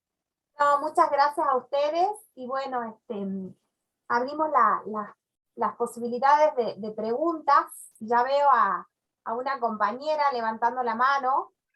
Si quieren pueden ir anotándose en el chat también. Sí, Analía, te cedo la palabra, te escuchamos. Sí, yo tengo una pregunta para Hildy Quintanilla, ¿sí? Porque sí, dime. hemos trabajado y hemos escuchado aquí la palabra comparsa. Yo quería saber el concepto de comparsa que tienen ustedes, o con el que has trabajado vos en tu trabajo. Quiero saber si es el mismo que hemos trabajado nosotros. Sí, ¿Qué es una comparsa en ese celebratorio, en esa peregrinación? Sí. Una fiesta. Bien, mira, la comparsa es la organización del pueblo que pues, forma en la tradición a sus danzantes porque van a ser los representantes para ir a la peregrinación. Entonces, pero estas comparsas no pueden ir solas, se adscriben a una nación por el territorio. Por ejemplo, la mía es Nación Quipicanchi, ¿no? Y a una de las regiones de Cusco, ¿no? Entonces pero cada comparsa, como la mía, también tiene su yananti, ¿no? Entonces, esto es bonito y es bien interesante porque se definen en sí mismos, pero van también con el otro, que no es la misma danza, pero son los guairichunchos de Urjuspampa, ¿no? Entonces, y la comparsa en la peregrinación de 24 horas crece, porque si bien la comparsa está de los danzantes, por ejemplo, yo soy velada, que es las mujeres que acompañamos todo sin bailar con los trajes en el santuario. Entonces, en la peregrinación de 24 horas, la comparsa se vuelve una familia mucho más grande, las señoras que preparan la comida, los cargullos, ¿no? Los señores del cargo. Entonces, también ahí la comparsa crece con ellos y es una manera de danzar con ellos, ¿no? O sea, creo que es muy importante. Sí, es la comparsa Capacoya, es la danza con la que siempre van a participar los de Andahuaylillas en la peregrinación, ¿no? Y son los encargados de hacer las 24 horas. Muchas gracias. Sí, no, gracias a ti. Macedonio, me parece que seguís compartiendo pantalla. No sé si la imagen podrías dejar de compartir. A ver, no sé si desde ahí lo pueden retirar como ustedes autorizaron. A ver, un ratito. Es nuestra asistente. Así que para que... Como autorizaron ustedes, de repente ustedes mismos se la quitan. Pues. No. Él la tiene que dejar de compartir. La pantalla. Sí, dice compartir pantalla y ahí vos haces un clic, ahí está. Ahí está. Muy bien. Ahí está. Bueno, ¿alguien quiere comentar algo más? ¿O alguna pregunta? Luz se tuvo que retirar, seguramente seguramente está trabajando.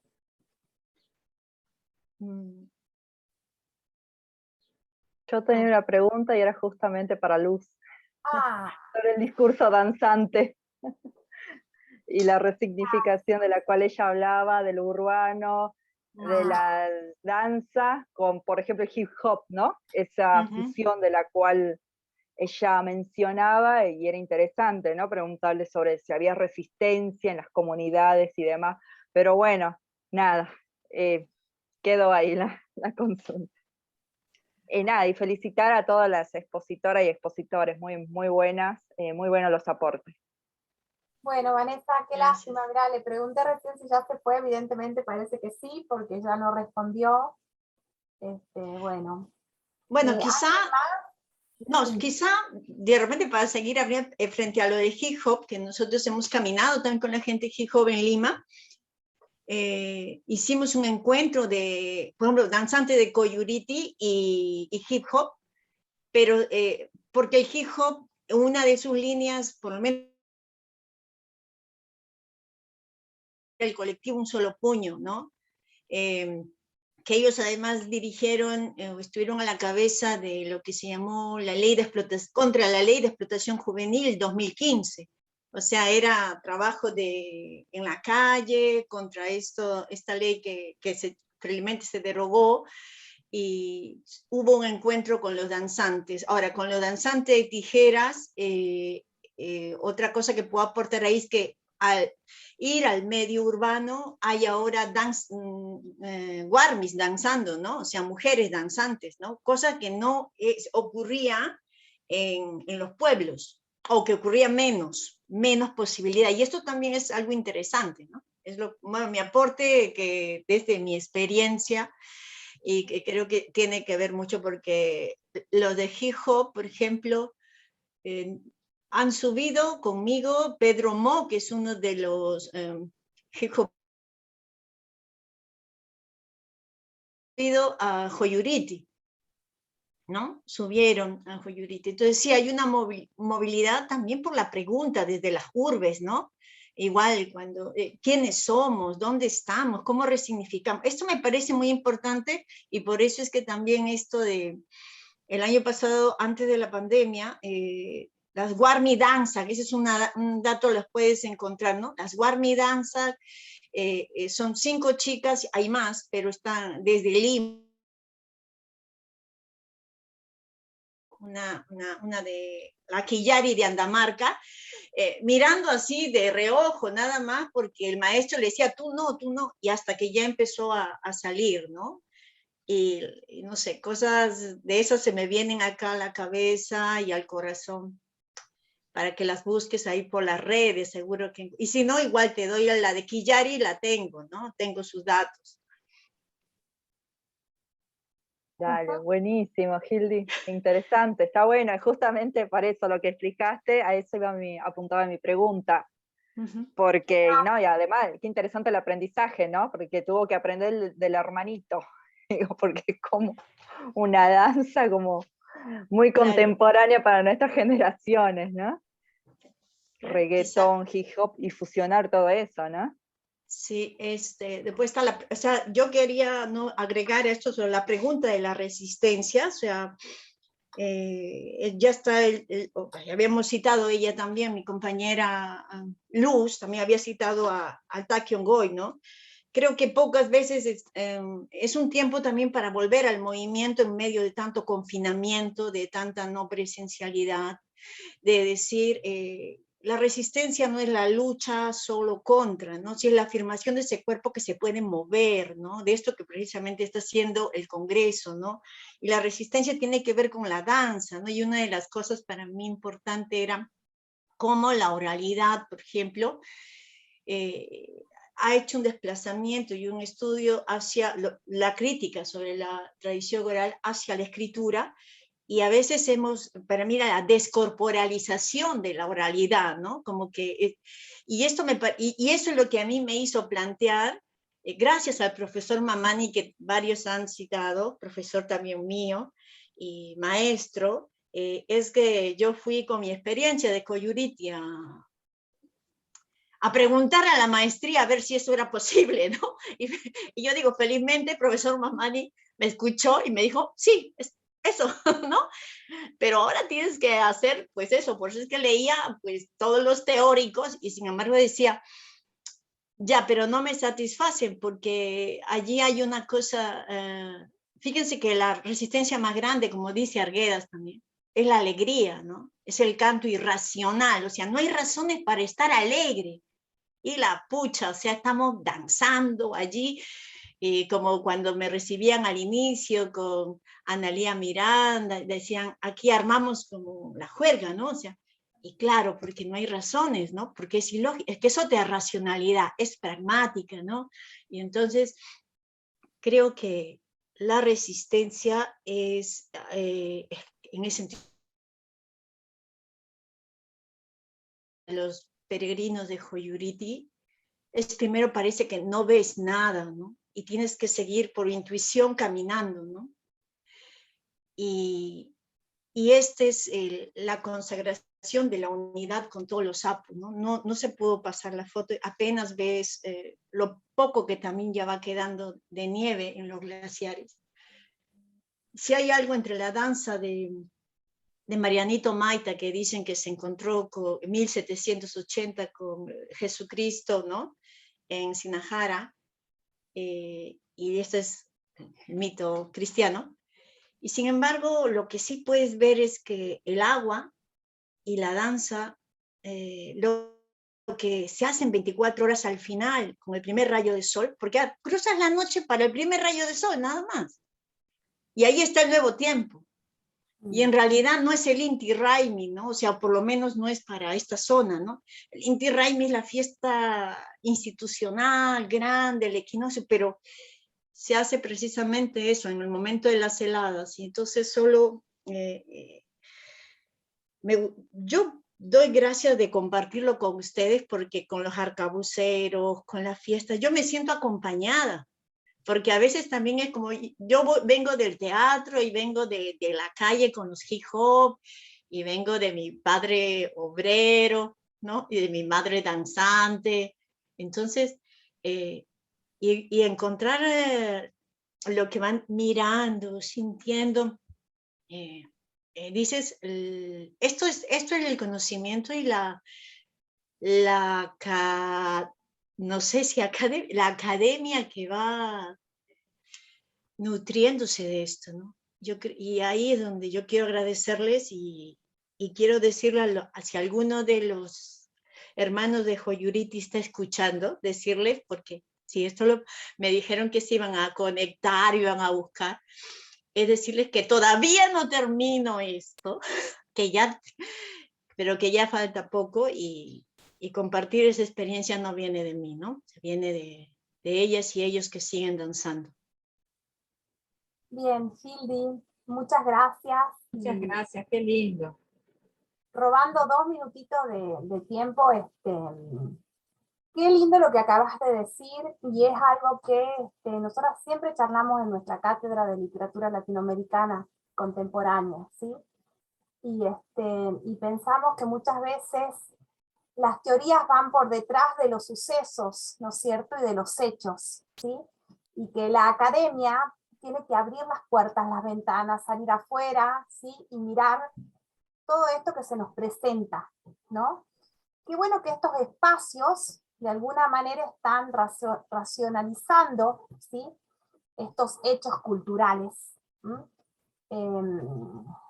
Creo que fueron muchas veces debates entre nosotras en nuestra comunidad, en nuestras charlas, como educadoras, como docentes, como analistas, ¿sí? Este tipo de circunstancias, y bueno, y llegamos a la conclusión. De hecho, bueno, este congreso iba a ser presencial, lamentablemente, bueno, pasó todo esto de la pandemia, etcétera, y nuestro pensamiento de un congreso presencial era un congreso justamente en la calle, en los cerros, en nuestro espacio de la naturaleza, ¿sí? Y justamente vinculado con todo lo que significa el cuerpo, que creo que si hay algo que todas las ponencias de alguna manera han tenido como una constante, ¿no es cierto?, es el proceso corporal, esta semiótica, ¿no es cierto?, del cuerpo, esta expresión. Y bueno, y todo eso se vincula justamente con una característica o algo típico del andino, que es el transitar, la transhumancia. Por eso nuestro congreso camina en los Andes, ¿no? Creo que eso es un cierre perfecto, de alguna manera. Y todo eso mezclado y vinculado con esta religión que es un poco católica y andina al mismo tiempo, ¿sí? Porque, por ejemplo, yo escuchaba a Macedonio de Rufa, y vinculaba su exposición con la nuestra, con la de Anita y mía, en el sentido de la época del carnaval, las cruces. Bueno, por ejemplo, nosotros no lo narramos, pero los diablos de Uquía bendicen los trajes. Cuando abren el mojón se echa agua bendita. Entonces hay como no sé si usaría la palabra mixtura, pero sí elementos que de alguna manera funcionan como engranajes, ¿no es cierto?, que van dando esto, que es la diversidad, ¿no es cierto? Somos diversos, ¿sí? Somos eso, de alguna forma, los latinoamericanos. Bueno, no sé si Somos alguien un quiere... pluriverso, Jorge. Somos un pluriverso. Eso es. Yo personalmente, si no hay preguntas, pues, podría ir cerrando. Agradezco enormemente la riqueza de estas experiencias, porque creo que fueron experiencias más que ponencias. Y Una acotación muy breve. Sí, Macedonio, te escucho, te escuchamos.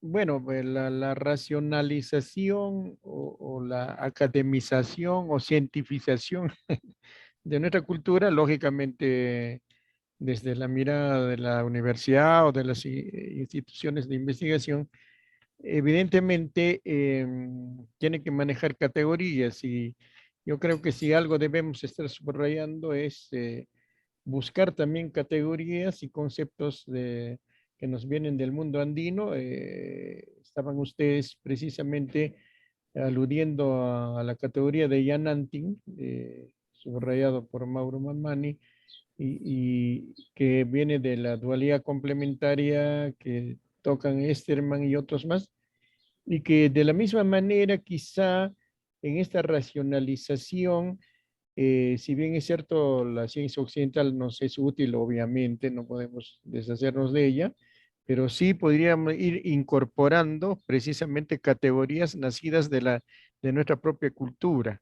Eso quería acotar, ¿no? A propósito del Yanantin que ustedes estuvieron recordando. Gracias, eso nada más.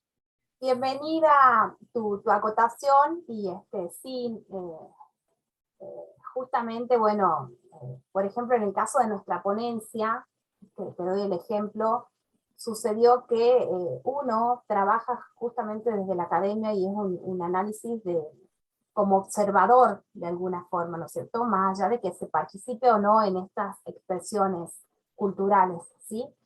Y bueno, cuando yo estaba observando determinadas cuestiones para escribir o, digamos, que me llevaban a esta investigación que se vincula con la bajada de los diablos de Uquía, y decir, pero esta es una categoría andina, esto que hacen es una categoría andina, ¿sí? O sea, la categoría se anticipó a mí de alguna manera. Empecé a entender, ¿sí? Y a hilar de alguna forma esta expresión, ¿sí? Andina. Así que muchísimas gracias, Macedonio, y bueno, si no hay más preguntas, los invito a las 17 horas, será el acto de apertura, todas las direcciones están en el programa, así que bueno, gracias por la riqueza de sus conocimientos y por el intercambio. Que estén muy bien. Muchas gracias, Jorge, muchas gracias a todos los que han participado en esta mesa. Excelente, excelente, tantos conocimientos. La verdad que con el corazón, excelente. Muchas gracias. Muchas gracias. Añay, ñañay, curichay. Gracias. Gracias. La verdad comparto con lo que dijo Analía, mucho conocimiento, pluridiversidad. Exacto. Sí, ya no somos un universo, somos un pluriverso. Ajá, exacto. Así que muchas gracias, y la verdad feliz de haber compartido junto a mis compañeros Patricia, Omar y todos ustedes este espacio. Que bueno, la próxima, Dios quiera que nos podamos encontrar en la presencialidad, porque aquí hablamos de corporalidad, ¿no?